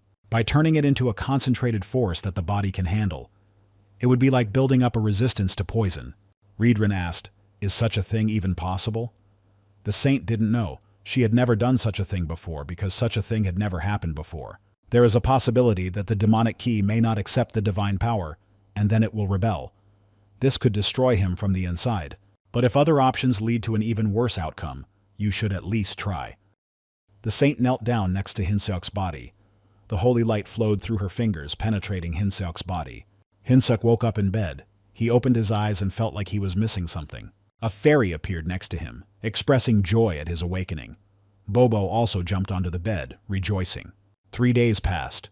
He could barely remember what had happened, only that he had tried to use the promotion, and then everything had fallen apart. It seemed as if his soul was leaving his body. He immediately opened the status window. My gaze caught on a line that previously contained incomprehensible symbols. Now it displayed demonic energy. The error disappeared. Himis entered the room. She looked pleased, but her words were reproachful. The commander knew that he was using demonic Kai despite being human. She wondered why he hadn't told her about it. She thought it was funny. Hyunsuk just laughed. Hensok sat on the bed, still not fully recovered. Hemis watched him with her usual mocking grin. She noted that the saint had worked on it, and acknowledged that she was truly worthy of her title. The result was quite good. But she immediately added that the ending of this whole story turned out to be boring and sad. She decided to intervene herself. According to her, now she will help him. Not out of duty, but of her own free will. She called him her personal aunt, which was interesting to watch, and suggested that he consider it an honor. After these words, without warning, she directed her power straight at Hyunsuk. He shouted, calling out to her, but she only grinned, reassuring Riedran. Everything will be fine. He will wake up after sleep.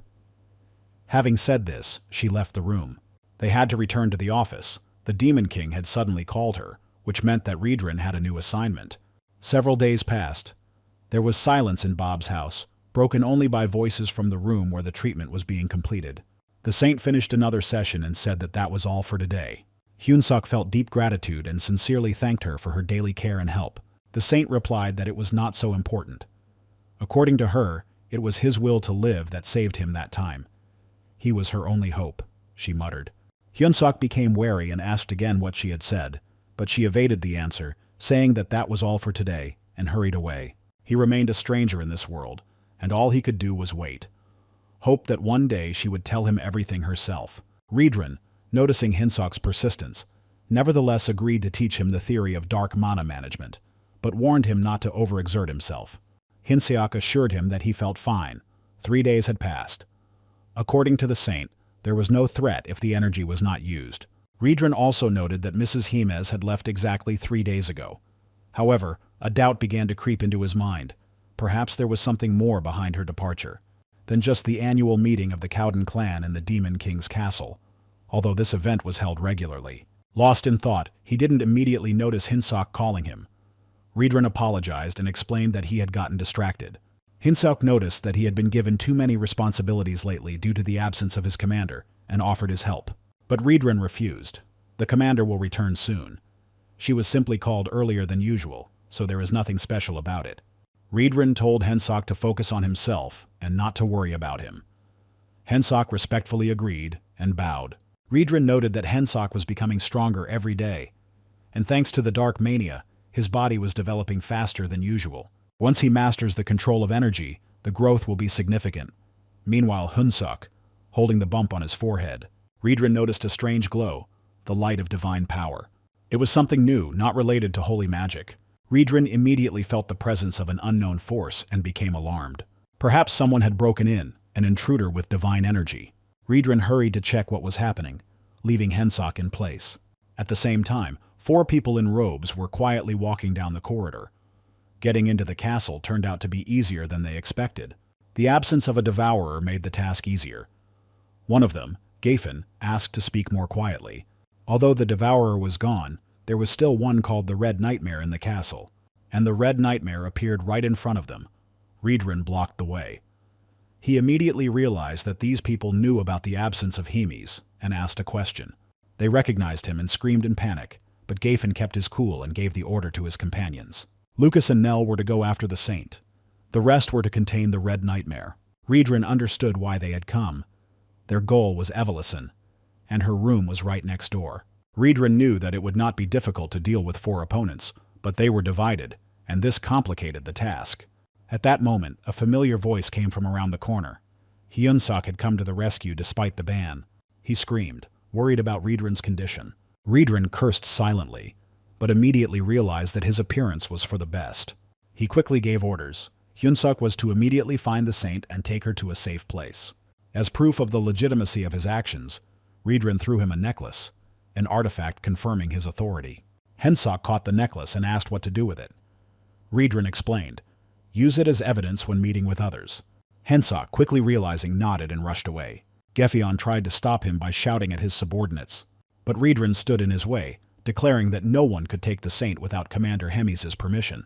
The fight began. Riedran activated his fighting style, Form 7, Blast Wave. His eyes glowed blood red, foreshadowing a storm. A new quest appeared in the system, and Hyunsuk quickly realized its importance, rushing to the saint's room. The mission was simple and direct. Protect Saint Evelissa Marriott from weak attackers ready to kill her. The system received information about the reward, 1,000 hero points, which seemed like a surprisingly high amount. Hyunsuk wondered what was really going on and why this particular mission was so expensive. He loudly warned the saint about the attack and the need for immediate departure. The saint didn't know the details of what was happening. Hyunsuk warned that the attackers were the same ones who had tried to harm them before. The sword scraped across the concrete floor, and the screams of the intruders were heard. The guards at the saint's room stood to the death, following the order of Lord Riedran, not to let the enemy pass further. The people in robes approached, and the guards shouted at the saint to run away. Hyunsuk grabbed the saint's hand, but she asked him to wait, and he paused for a moment, then lifted her into his arms. At the headquarters of the 3rd Corps of the Demon King's army, Commander Roigo expressed dissatisfaction, wondering how it was possible to lose to some man. Hemis hoped that everything would be under control in her absence and asked Roigo if he could handle it. Roigo asked why he should be the one responsible for this. The meeting ended there. Suddenly, a goblin burst into the room with an urgent report. The chef announced that the chef was here. He has Lord Riedran's necklace, and the people have attacked the castle with the intention of killing the saint. Roigo was perplexed by this news, trying to understand what was really going on. Roigo went out into the corridor. In front of him stood Hyunsuk and Saint. Hyunsuk asked if he was the regiment commander, to which Roigo answered in the affirmative and demanded an explanation. Hyunsuk said that Lord Riedran suddenly felt a divine power, and then people broke into the castle with the intention of killing the saint. Roigo was surprised and asked why they needed this.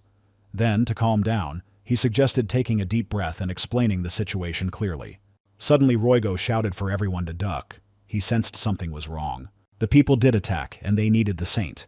He ordered the signal fires to be lit and to protect her. Despite all the confusion, Roigo knew that the threat was real, and that people were indeed trying to kill the saint. Glass shards flew everywhere. Roigo ordered to protect the saint and activated the power of binding. He intended to prevent the enemy from advancing any further. Hyunsuk shouted loudly about Riedran's fighting style, the 7th form, and a blast wave went out. He promised to protect Lady Evelisa. The prince bitterly recalled how he lost his faithful friend, Orca, whom he used as a shield. Despite everything, the enemy's strength was obvious. A combination of divine and demonic power, at a level no lower than that of a unit commander. Riedran noted that it was this power that caused people to worship heroes. The Red Nightmare, who had long frightened everyone, turned out to be an ordinary demon. The prince knew of his inevitable defeat, but he took the fight with gusto. He understood that without the Devourer, the fortress was vulnerable. And he tried to buy time, relying on his comrades, who would quickly deal with low-level enemies. Riedran wondered how much information had leaked to the enemy. Riedran interrupted his thoughts, stating that time was short, and suggested that they finish the fight as quickly as possible. Giffen was doubtful, asking how this was possible. Riedran was not beyond his abilities. Riedran confidently stated that true strength is capable of overcoming any obstacles. The fighter noted that the Demon King's army had never seen a hero, and he was surprised that there were 3 people there at once, the saint, the traitor, and himself. Hyunsuk warned that an entire army would soon arrive at the fortress, and no matter how strong the enemy was, there would be no way to stand against the army. He advised not to waste his strength in vain and to surrender. The hero, however, doubted the defeat, wondering how the man could master the fighting style of Riedran. Roigo noted that thanks to this he was able to catch the enemy. The man in the robe turned to the Lord with a request to grant him the strength to destroy evil, and the robe around him burst into flames. The fire of divine power that burns one's own body. Roigo was amazed.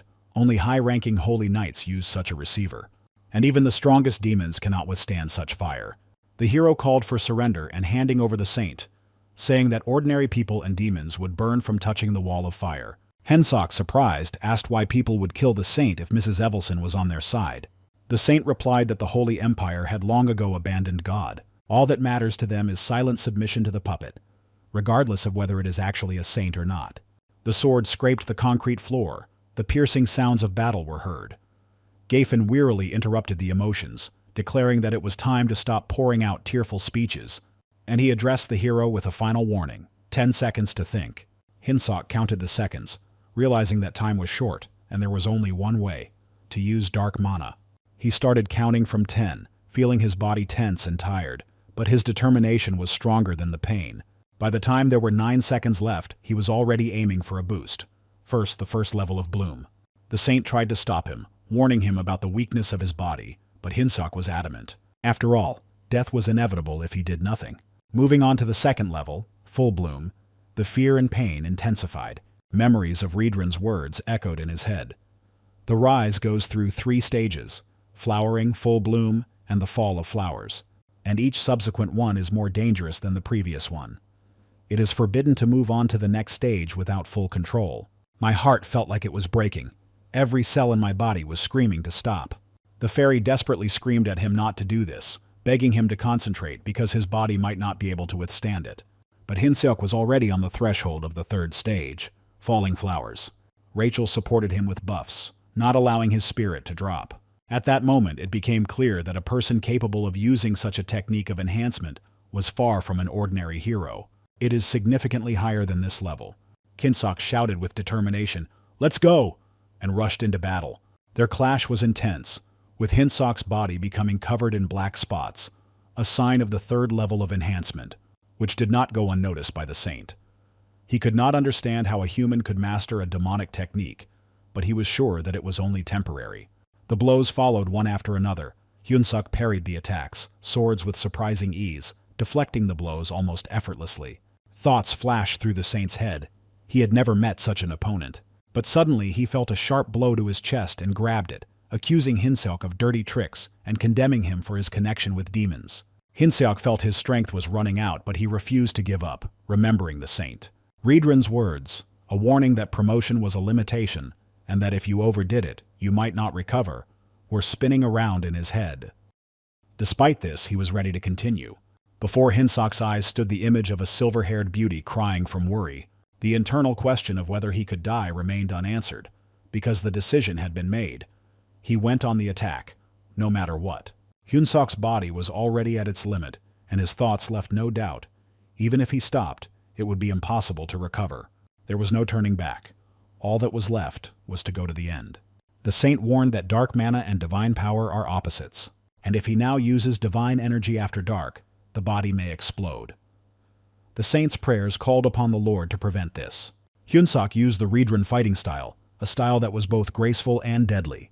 The enemy was surprised. There was a clear danger to life in this. The first form, instant destruction, was chosen for the attack. Hyunsuk rushed forward, swinging his fist, blazing with energy, and Gafen smirked, underestimating his opponent. However, Hyunsuk did not stop and carried out another powerful energy strike.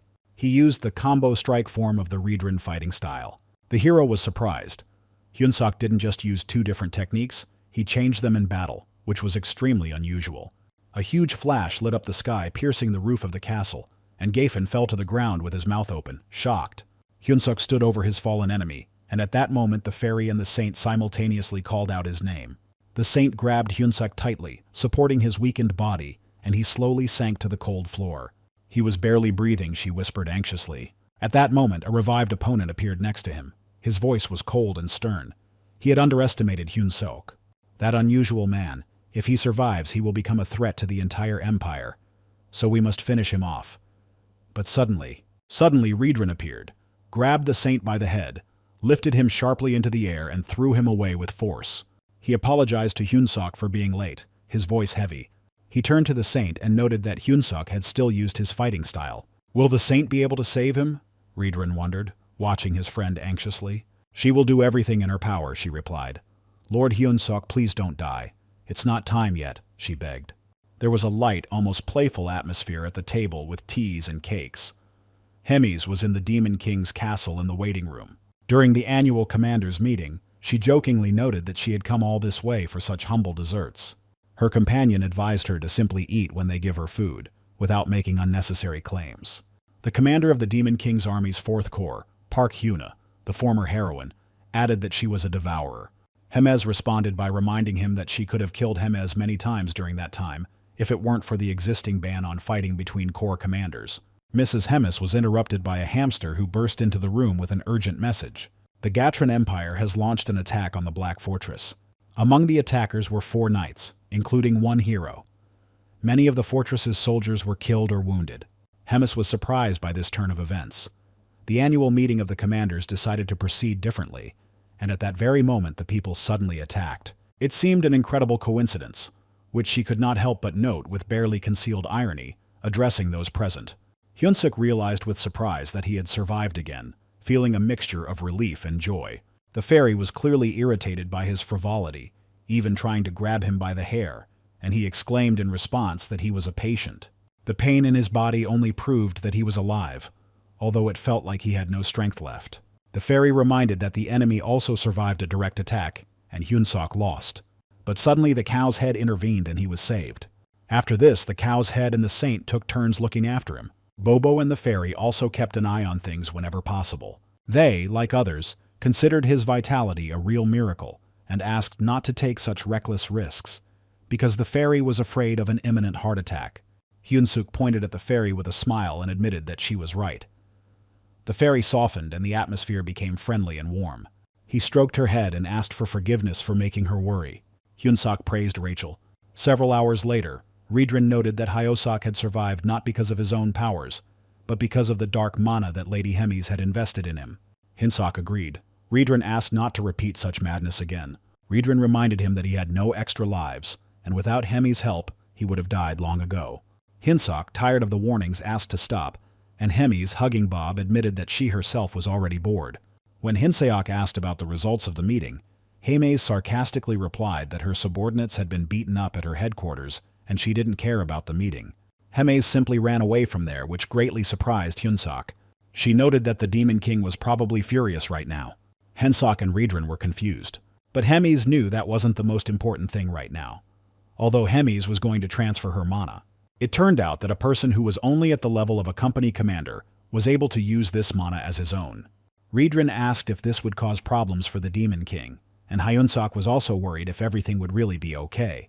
Hems found Hyunsuk to be a funny person. Hems reminded Milord that from the very beginning of their invasion of this world, she had always followed his will, because she understood what he was trying to protect. The Demon King Tegrat asked what this was about. Hemes insisted he was crossing a line. He called her arrogant, and suggested that she was preparing for a rebellion, wondering if longevity had made her a primitive creature. Hemis had anticipated this reaction, and, not wanting to get into an argument, decided to leave. Hemis questioned whether she had truly become boring, urging her to think about it carefully. She gave one last piece of advice as a comrade with whom she had gone a long way, and said goodbye. Hesok, bowing, wished a good journey, in the 3rd building, Bob's house. Hemis then congratulated Riedran, reminding him that he had single-handedly defeated the human hero, and she suggested thinking about moving up to a higher position. Riedran replied that he was not ready for that yet because he wanted to watch Hensok grow and continue learning from Hemis. Hemis smiled back. Hemis noted that the castle was currently in disarray due to the human invasion. Riedran admitted that he had no excuse for what was happening. Hemis explained that everyone was united because the fortress was far from the front. She suggested holding a tournament to select a new commander for the 3rd Battalion. Hyunsuk thought for a moment, then said that after upgrading the hero's shop to the average level, he had 950 points left, and it would be wasteful to spend them uselessly. He specified that after completing the quest, he earned a total of 1,000 points. And I noted that there really are more useful items and new categories in the store now. Hyunsuk was looking at the hero shop and noticed a medium armor that cost 700 hero points. It protected the body, but it didn't give any bonuses. He doubted whether it was worth spending points on such armor. The fairy supported his thoughts. Hyunsuk suggested first improving the combat power detector. He bought a special scanner for 150 hero points, which shows the strength, endurance, agility, and magical abilities of the target. Then he noticed the skill and magic creation, an item worth 500 hero points, and wondered what it was. The fairy explained that it was possible to turn a common action, such as a kick, into a unique skill and improve it while preserving the essence. This required a certain cost, 500 hero points, which were written off from the balance. The recording process then began, with the system monitoring Hyunsuk's mana flow and physical parameters for the selected time. The user could manually set the start and end of the recording, which allowed the essence of the technique to be captured as accurately as possible. Hyunsuk, watching the process, was surprised at how advanced the technology was behind it. Optimizing the balance of power and mana control, as well as the finishing touches, turned an ordinary move into a polished combat skill. Hyunsuk was shocked and angry. He tried to do everything exactly as instructed, but the system suddenly gave an error and refused to create the skill. It turned out that the reason was in the user himself. The dark mana he used prevented the system from recognizing him as a normal hero. The fairy explained that the hero protection system simply does not accept bugged users with demonic energy. Hyunsuk, angry, grabbed the fairy and began shaking her, trying to figure out what else could go wrong. A new notification popped up on the screen, leaving him tense and waiting. The system issued a task, reminding Hyunsuk about the loss of hero points and suggesting not to despair, but to create a unique skill to earn them again. Hyunsuk was furious, demanding his points back, but he knew he had to move forward. On the training ground, he stood before Riedran, begging for help. Riedran listened carefully and thought about the offer to help create the skill. Riedran agreed to help and reminded them of the training planned for today. They immediately began training. The training was long and exhausting for Hyunsuk. After the first day, he lay exhausted on his bed, but was happy with his success. The system notified about the task completion. Hyunsuk accomplished a great feat by surpassing the limitations of an ordinary hero and going beyond the accepted norms. For this, he was given a special reward, 26,520 power and an unknown amount of additional power. Thus, his own skill was born, a modified version of Riedran's martial arts called Nobility. The day of the tournament arrived. Host Jark welcomed all the participants and spectators. The tournament was a large-scale event, where the commander of the 1st Battalion and the commander of the 13th Regiment were to be chosen. The number of participants exceeded 1,000. The tournament was divided into 3 stages, each of which was very different from the usual fights. The first stage, titled Oops, the Knife Accidentally Slipped, Hyunsuk smiled. Or, The Law of the Highway, continued the host, was the killer run, and was supposed to start in an hour. Pakyun walked up to Hyunsuk and called out to him. She noticed his black hair and combat power meter, which at first glance made him look like an ordinary hero. However, Pakyun sensed dark mana within him and suspected him of being a spy. Riedran intervened and asked Pakyun to step aside, announcing that he had orders from Commander Himes for the chef. Pakyun asked if the order applied to Hyunsuk and received confirmation from Riedran. Pakyun shrugged and decided to leave, noting that she was bored anyway. She was surprised to see that Riedran kept the man close not as food, but as a commander. She found this interesting. Despite her oddities, Pakyuna remained the commander of the 4th Corps and was previously a hero like Hyunsuk. Hyuna arrived on the orders of the Demon King to observe the tournament. However, Hemis believed it was a cover for surveillance. Hyunsuk began to suspect that there was something more behind the outward calm. Hyunsuk asked what order the commander had given. Riedran explained with slight surprise. Hyunsuk had to make it into the final 8 of the tournament. Otherwise, he would be transferred to the 2nd building, where he would become a subject of research. 2 hours later, the tournament began. The rules of the first stage were simple. The participants had to run to the finish line. At the same time, the organizers announced that even if someone accidentally kills an opponent during the run, there will be no punishment. Hyunsuk heard the warning. Next to him was a smug member, a jerk who showed arrogance. Hyunsuk responded calmly. The signal to start sounded, and the participants, including the goblins and Hyunsuk, rushed forward. A bat circled above the highway, deliberately dropping sharp stones from the sky. Hyunsuk commanded Rachel to activate the shield. He also asked to keep him updated on the situation ahead. To which the fairy replied that if they continued running at the same speed, they would be able to take 100th place. The goat running next to him tried to attack again, but the fairy successfully blocked the blow. Hyunsuk thanked her. The goat tried to use a new, more powerful technique. The flash of his attack turned bright red and took the shape of a ball, then transformed into cubes. Hyunsuk noticed that the attack weakened because the goat tried to split it. Hyunsuk mentally noted that Goat's attack looked impressive, but it didn't pose much of a threat. The Goat began shouting about a man who was allegedly using a long-range weapon, which caused confusion among the goblins. They suddenly changed their target and rushed towards Hyunsuk, whom they had previously ignored. The Goat, pleased with the distraction, rushed forward, increasing the gap. Hyunsuk, angry at what was happening, sped up, while asking the fairy for data on his position in the race. The information received showed that he had already overtaken 76 participants, and there were 20 rivals left before the finish line. However, a sudden blow from the goblin threw him off balance, disrupting the pace and adding another layer of chaos to the proceedings. Hyunsuk remembered Riedren's warning that the fighting techniques he had learned were not suitable for the human body, because the techniques of promotion and combat were created for demons. This left him irritated and determined to create his own skills. Eventually, he managed to combine the dark mana he received from Lady Hemis with the magical power of humans, generating a unique skill, a modified version of Riedren's martial arts. The skill's color became purple, symbolizing nobility, and that was what he decided to name it. The hero's magic power has increased from D to C, and dark mana has increased from E to C. The system has announced the birth of a new skill, nobility, an ancient term meaning the birth of an aristocrat. This skill was based on the purple power that combined normal magic and dark mana, and was only mastered at 0.06%. Hyunsuk delivered a powerful blow to the goblin's face, activating the skill Nobility, first form King's Step. His body left behind a purple magical trail, accelerating sharply, leaving all his opponents far behind. The host announced that 95 participants had already reached the finish line, and there were only 5 free spots left. Hyunsuk rushed forward, overtaking almost everyone. The Goat was amazed by such speed. Hyunsuk used Riedren's fighting style, third form, Assault, and dealt a decisive blow to the Goat, which flew back and crashed into the wall. The host announced the names of those who took 99th and 100th places, Holgot and Hyunsuk.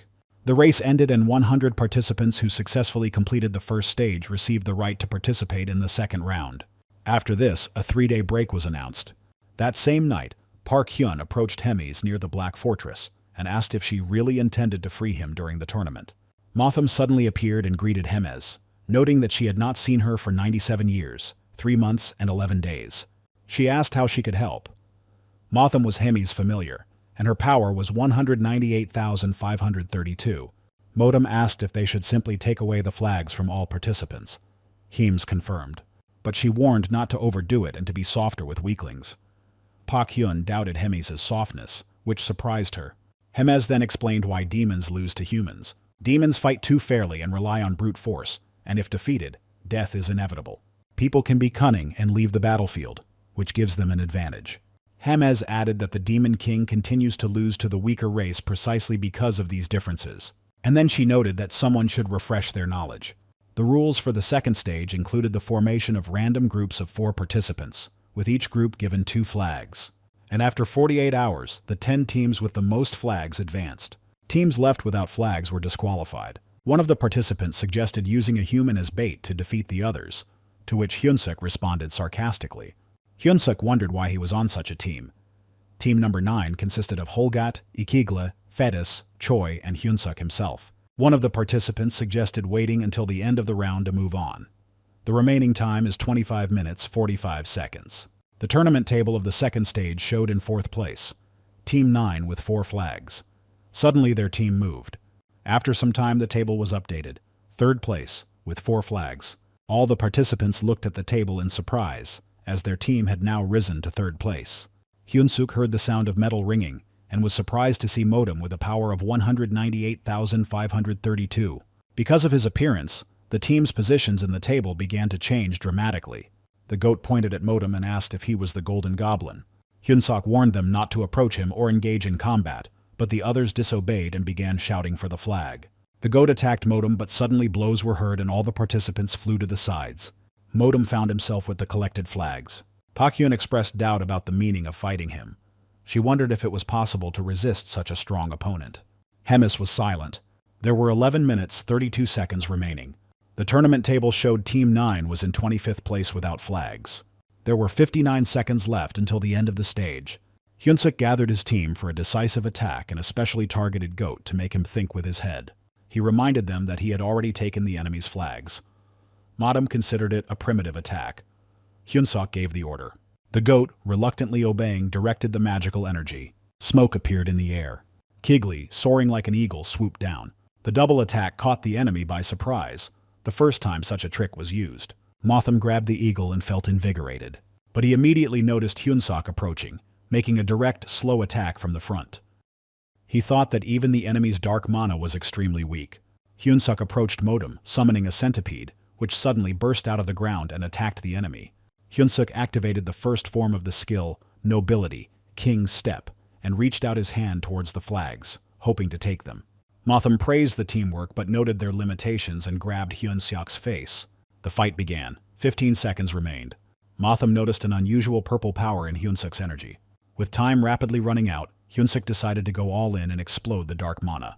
The flash blinded everyone around. The countdown reached 0 and the round ended. Motham thought that Hyunsuk wanted to self-destruct, but then noticed that a flag appeared in Goat's hands. Hyunsuk smiled, hinting that he had a well-thought-out plan and didn't rush into despair without preparation. Hyunsuk found the encounter with the opponent to be damn awful. The host announced that 7th place was shared by teams 15, 4, and 21. Hyunsuk decided not to cross paths with the Iron Man anymore. Team 9 rose to 2nd place. A new skill message has appeared, Dark Mana Burst, a technique that combines magic and the properties of dark mana. The user collides human and dark mana inside the body, then releases a powerful explosion outward. The proficiency rate for this skill was 0.11%. Choi Hyung-seok is a unique hero who combines human nature and dark mana, making him unusual and unpredictable. His talent, speed, courage, and prudence make him stand out even among demons. Such a character is a sign of coming changes, and judging by Hemez's reaction, these changes promise to be significant and interesting. The winds of change are indeed felt, and they could overturn the established order. The Holy Empire of Gatrin is going through a difficult period. The defeat of Sir Geffen was a serious blow. The Holiness decided to strip Evelyn Marriott of her status as the next saint, accusing her of heresy, and colluding with the Demon King's army, which will only exacerbate internal conflicts. At the same time, the Devourer reorganizes his army and command, using the tournament as a means to select the best officers, which creates a serious threat. The attempt to establish cooperation with the Demon King was unsuccessful, and this foreshadows new difficulties and conflicts for the Empire. It seems that the balance of power is beginning to waver, and a struggle is coming not only on the battlefield, but also for power and influence. The Holy Father is considering recruiting Lord Kingley, one of his heroes who can stand against the Devourer. However, the situation is complicated by the fact that the traitor Pak Hyun has gained a foothold in the Black Fortress, and her power, combined with the Devourer, poses a serious threat. The subordinates advise canceling the operation given the risks, but the Holy Father reminds Cardinal Eland of the power of the Church and the Drasen Empire, which once together became the dominant forces on the continent. He is determined not to give up despite betrayal and danger, believing that their power and influence should overcome any obstacles. The Holy Father reflects on the nature of evil and good, arguing that the evil of demons is necessary so that good can manifest itself more clearly and become a force that unites the people of Gatrin. He admits that until now, cooperation with the Demon King has allowed him to control the course of the war, but if the demons continue to evolve, control will become impossible. In addition, information has come from a spy about the unexpected change of location for the next stage of the tournament.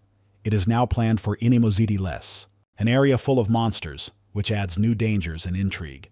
The Holy Father notes that the location of the next stage of the tournament, Inimo City Forest, is quite far from the Black Fortress, and he takes this as a sign of divine support. He orders the Cardinal to gather the heroes to use the situation to test their strength. Meanwhile, Hyun-seok is surprised that if he uses normal and dark mana at the same time, his skill window becomes incredibly difficult. The fairy reminds that Hyun-seok used to be like a pony, performing one move, which was taught to him by Cowhead. Now the skills window contains the official Reedrun martial arts style and 2 new skills. Dark Mana Burst and Nobility are displayed separately, highlighting the growth and uniqueness of Hyun-seok's fighting style. Status window. Magic ? +4 skills. Skills. Reedrun style. Martial arts options. Boost. Dark Mana Burst. So now Hyun-seok has a total of 5 skills. Leadership skill has also improved. A new useful effect has appeared. Leadership is now at level S, and the performance abilities of subordinates, that is, the commander, have increased significantly. Not a bad promotion, the fairy noted. Hyun-suk looked into the shop to see if there were any items that could increase his stats. Park Hyun replied that there was no need to be mistaken. He was not at that level yet. The commander of the 4th Corps is here. Hyun-suk was surprised. Park Hyun noted that Hyun-suk was too noisy and asked him to just say how many hero points he currently had. He replied, 1,300, the average rank of the store.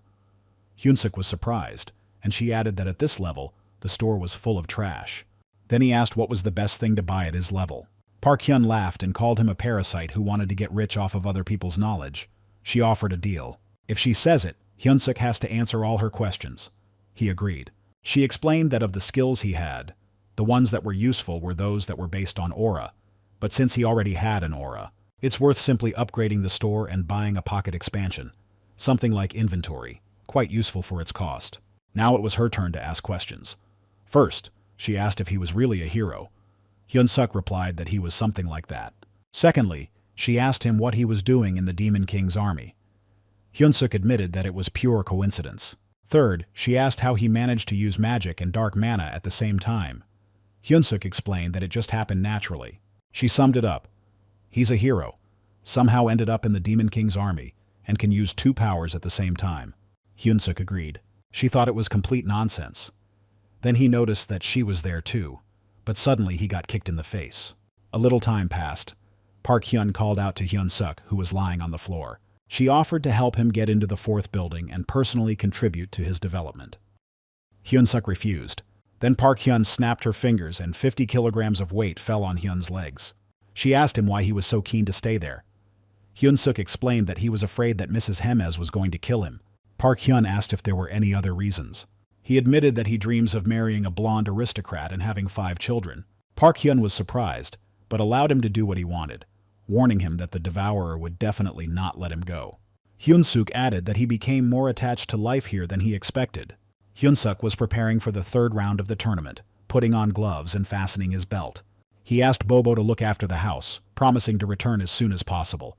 Bobo sighed heavily in response.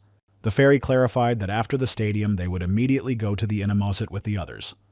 Hyun-suk confirmed. He sighed and opened the door, saying, "Well then, let's go to the land of the monsters of Inamosit." A system window appeared. Level increased. A new level for 1 killed mob.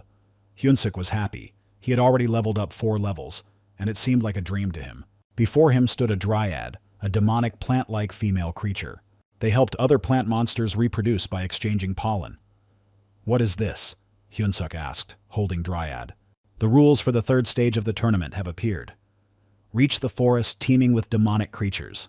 The stage ends when 24 participants emerge from the forest. Each is given a magic item, the Tracking Sphere.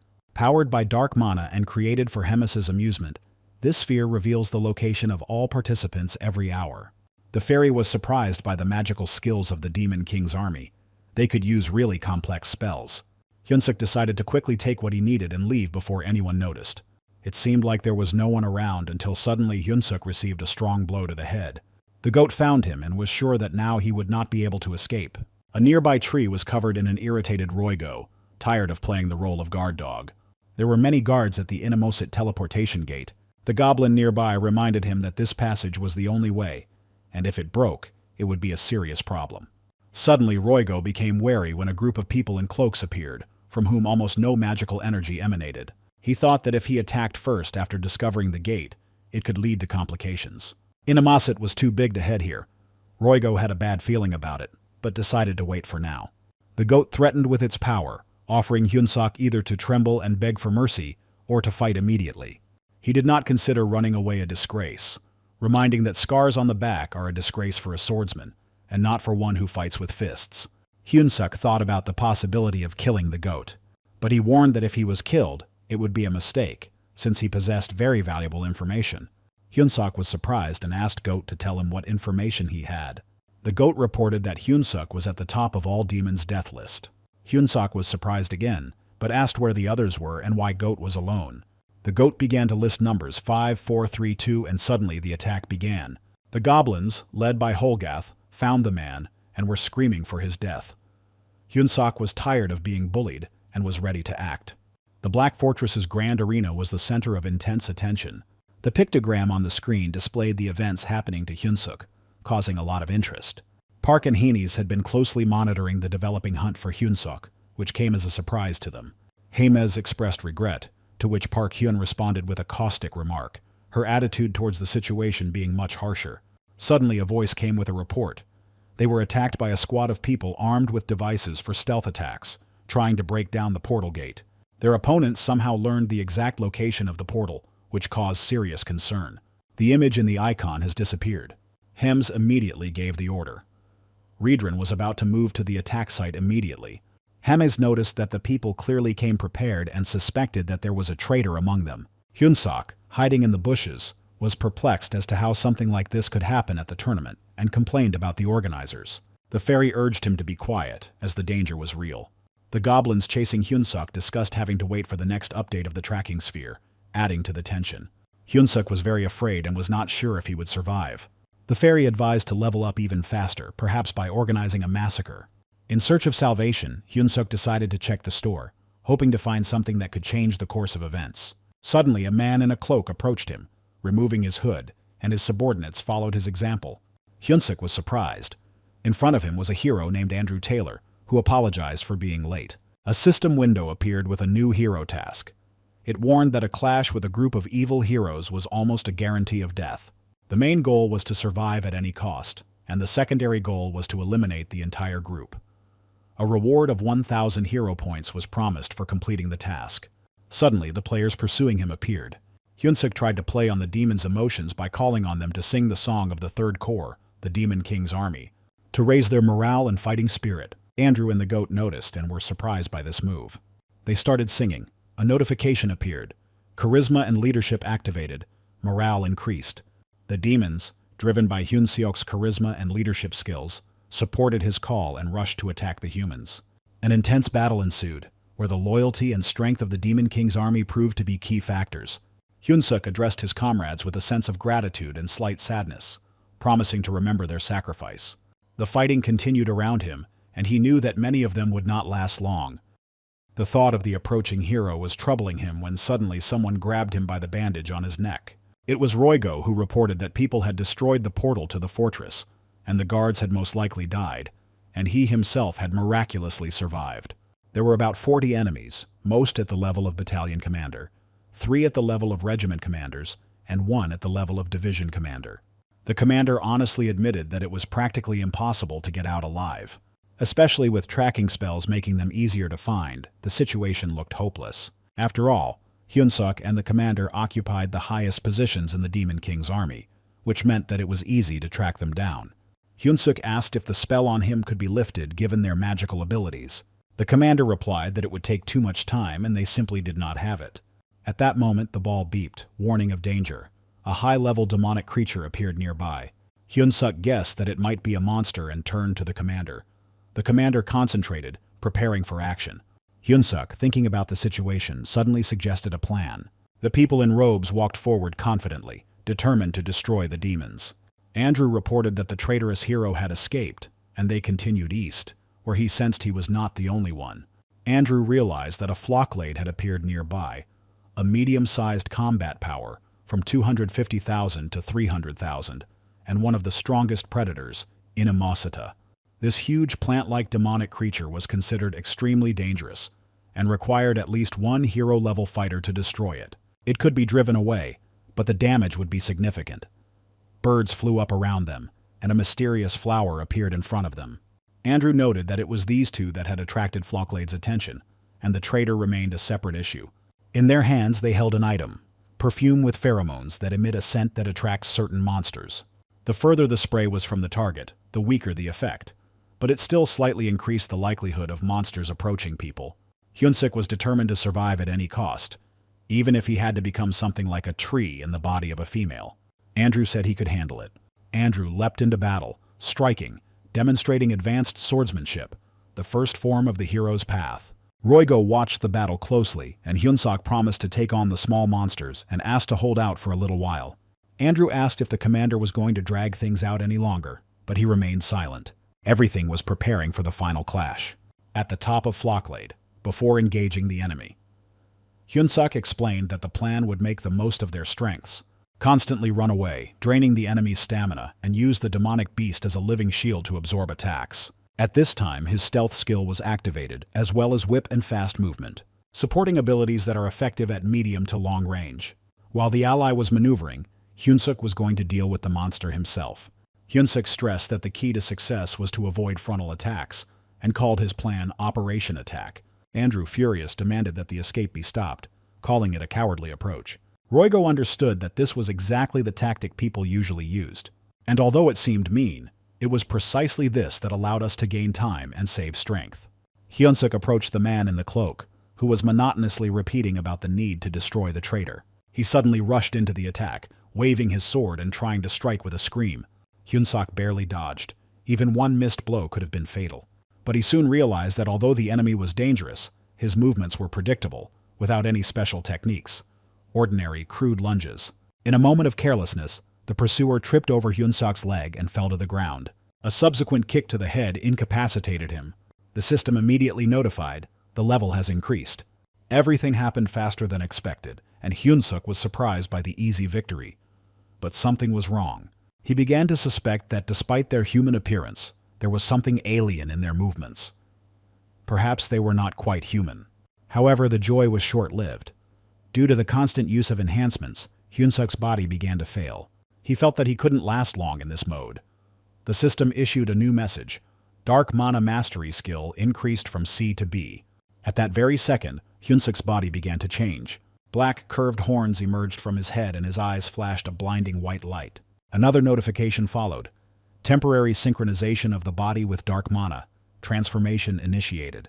Andrew moved forward, gradually closing the distance. Roigo felt his strength was running out. The demonic beast used as cover was on the verge of going out of control. He became more and more aggressive with each passing second. Andrew, confident in his victory, knew that with each demon he defeated, his level increased. He was currently at 983, and the death of this monster could raise him to 1,000. The attacks followed one after another. The commander parried the blows with difficulty, using a root torn from the stem of a flower, a thick vine that became an improvised weapon. Andrew pressed harder and harder, mentioning that once his skills improved, it would be easy for him to deal with people like him. But Roigo wasn't acting blindly. He was biding his time. He was deliberately letting Andrew focus on him, to give Hyunsuk a chance. It was at this moment that the trap was activated.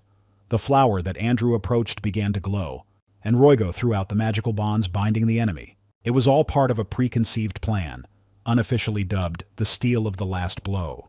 The idea was to let a strong enemy drain the monster and then deliver the finishing blow and gain all the experience. Hyunsuk, acting from the shadows, was already eliminating minor opponents, while the commander held the hero back. The commander understood the weaknesses of this plan. Firstly, the question of whether Hyunsuk would be able to do everything on time remained open until the last moment. Secondly, the very fact of leveling up after killing the demonic beast did not guarantee victory over the hero. Level is just a number, but combat is art, determination, and strategy. Andrew was seasoned in dozens of battles and was already at an extremely high level. However, Hyunsuk made a bet. The commander, who held Andrew with magical chains, allowed Hyunsuk to deliver the final blow to the demonic monster. At the same moment, a system notification about the level increase arrived. The flower, emitting a death rattle, fell down, and Hyunsuk, engulfed in a white glow, approached the commander and thanked him for his assistance. Now Andrew stood before him, a heroic veteran, confident in himself and underestimating the new convert. He unleashed another attack, using an advanced form of swordsmanship, the Dragon Slayer, a deadly technique. But Hyunsuk, already changed, held back the first blow. His eyes glowed with an inhuman light, and his entire figure exuded strength. He had no intention of giving in. A furious close-quarters fight began. The sword collided with dull blows, the speed of movement exceeding anything that could be seen with the naked eye. Andrew realized that he was no longer fighting prey, but an equal. Hyunsuk went on the offensive, his movements fast and precise, each attack carrying deadly intent. Andrew, not wanting to give in, activated one of the highest techniques, the seventh form of advanced fencing. Both fighters were thrown back by the force of the blow. Andrew lost his footing and crashed into a stone wall, leaving a crack in it. He struggled to his feet, breathing heavily, and could not believe what was happening. This wasn't just any opponent he was facing. He was fighting someone he didn't think should be that strong. Thoughts were spinning in my head. Who is he? Is he really a demon? Hyunsuk, without giving him time to think, approached and attacked again. He spoke calmly, almost indifferently, as if sharing a personal observation. Everyone he had fought before was stronger than him. He delivered a powerful blow that made Andrew scream in pain. Hyunsuk grabbed his face and pressed him hard into the ground. At that moment he said that it was precisely thanks to such fights that he understood something important, that strength is not determined by level, but by something greater. Andrew, realizing the inevitability, tried to stop him, shouting, reminding him that they were both heroes and on the same side. But for Hyunsuk, everything had already been decided. He finished his thought by emphasizing that the level was just a number, and at that very moment he dealt the final blow, putting an end to this battle. A series of system notifications appeared. The level was increased. A new window appeared. A hidden characteristic was unlocked. The spirit of battle has been activated, increasing resistance to mental debuffs and increasing focus in battle. The battle spirit value has reached 10.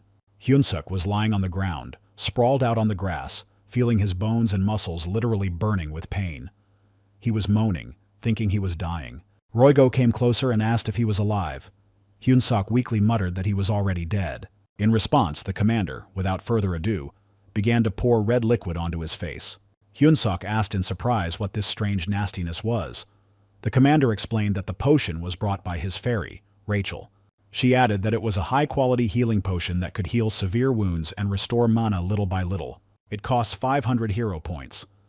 Hyunsuk sat up with difficulty and asked where she got such a valuable item. Rachel calmly replied that she had picked it up from the dead heroes, who had lost all their equipment after their death. Hearing this, Hyunsuk thought for a moment. How strange this world is. The fairy asked what it was about. Hyunsuk explained that in his mind, heroes were supposed to stand on the side of good, fight evil, and save the world. But in this reality, everything is different. Even killing another hero is not punished. On the contrary, such actions can be rewarded. He admitted that he had acted like a villain, but no retribution came to him. The commander just shrugged and said that it all depends on the point of view.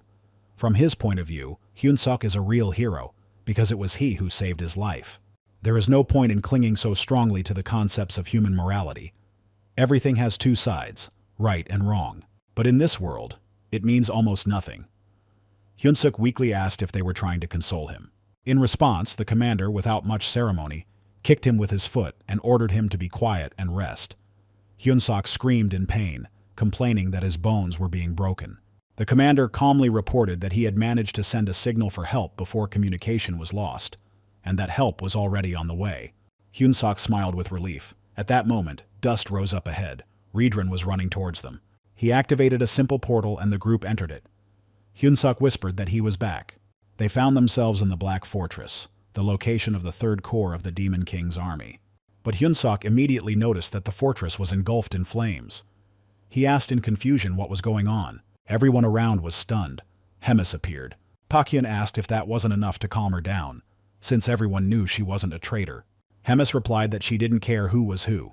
She wasn't in the mood right now, and therefore, she prefers to get rid of any potential threats that have wormed their way into her army. Pakyun responded by calling her crazy, assuring her that she had already explained everything. Suddenly there was an explosion. A monster emerged from the smoke. It was Ozgez, the commander of the 5th Corps of the Demon King's army, the head of the Cowden tribe. He relayed the Demon King's order, stop everything immediately. Hemis was surprised at how quickly the rumors spread, but then she realized that even if the information had been sent immediately after the attack, the king would not have been able to react so quickly. So he already knew, so someone was using Hemis as bait, which meant there was more than one traitor in their ranks. Ozgis called for an end to senseless guesswork and not to go overboard. Hemis, echoing his words, admitted that she had indeed gone too far. She recalled how she had once saved Rotok from people, for which, as punishment, she had been imprisoned in a fortress, where she had spent a whole century. According to her, this was the real overkill. She specified that most likely Ozgis had in mind this particular case, the rescue of Rotok. In response, Ozgis fell silent. Riedran, confused, asked Hemis to stop. Even Ozgis seemed surprised by what was happening. Hemis calmly said that she was finished and, placing her hand on Ozgis's shoulder, advised him to be grateful to his nephew. Hyunsuk wondered in confusion what was going on. Even the Demon King's army was in chaos. She then asked if Hyunsuk was really going to stay in the Demon King's army. He replied that he was not sure, but at this moment they had definitely become Gatrin's worst enemies. Hyunsuk admitted that it will now be difficult for him to get along with people. Horns grow from his head, and he uses dark mana, which is not very welcome. The saint laughed, but listened attentively. Hyunsuk told about the heroes he had encountered. Except for the main thing, everyone seemed strange, as if they were under hypnosis. Even when they were killed, there was no emotion on their faces. He asked if anything was known about this. The saint admitted that she was not very aware of it. She had not been to the places where such events take place for a long time. There are indeed many strong heroes in the Holy Empire, and most of the wars against demons are fought under their leadership. However, the reason why there are so many heroes there, and why they grow in power so quickly, is a closely guarded secret. There are rumors of brutal methods, and the Drasen Empire, on the contrary, rejects heroes altogether. At that moment the doors opened and Riedran appeared. He apologized for the interruption and said that Holy Lady Hemis wanted to see Hyunsuk. Hemis announced that there was an important trip ahead before the war. A special magical field of spatial interference needed to be installed. Hyunsuk asked what it meant.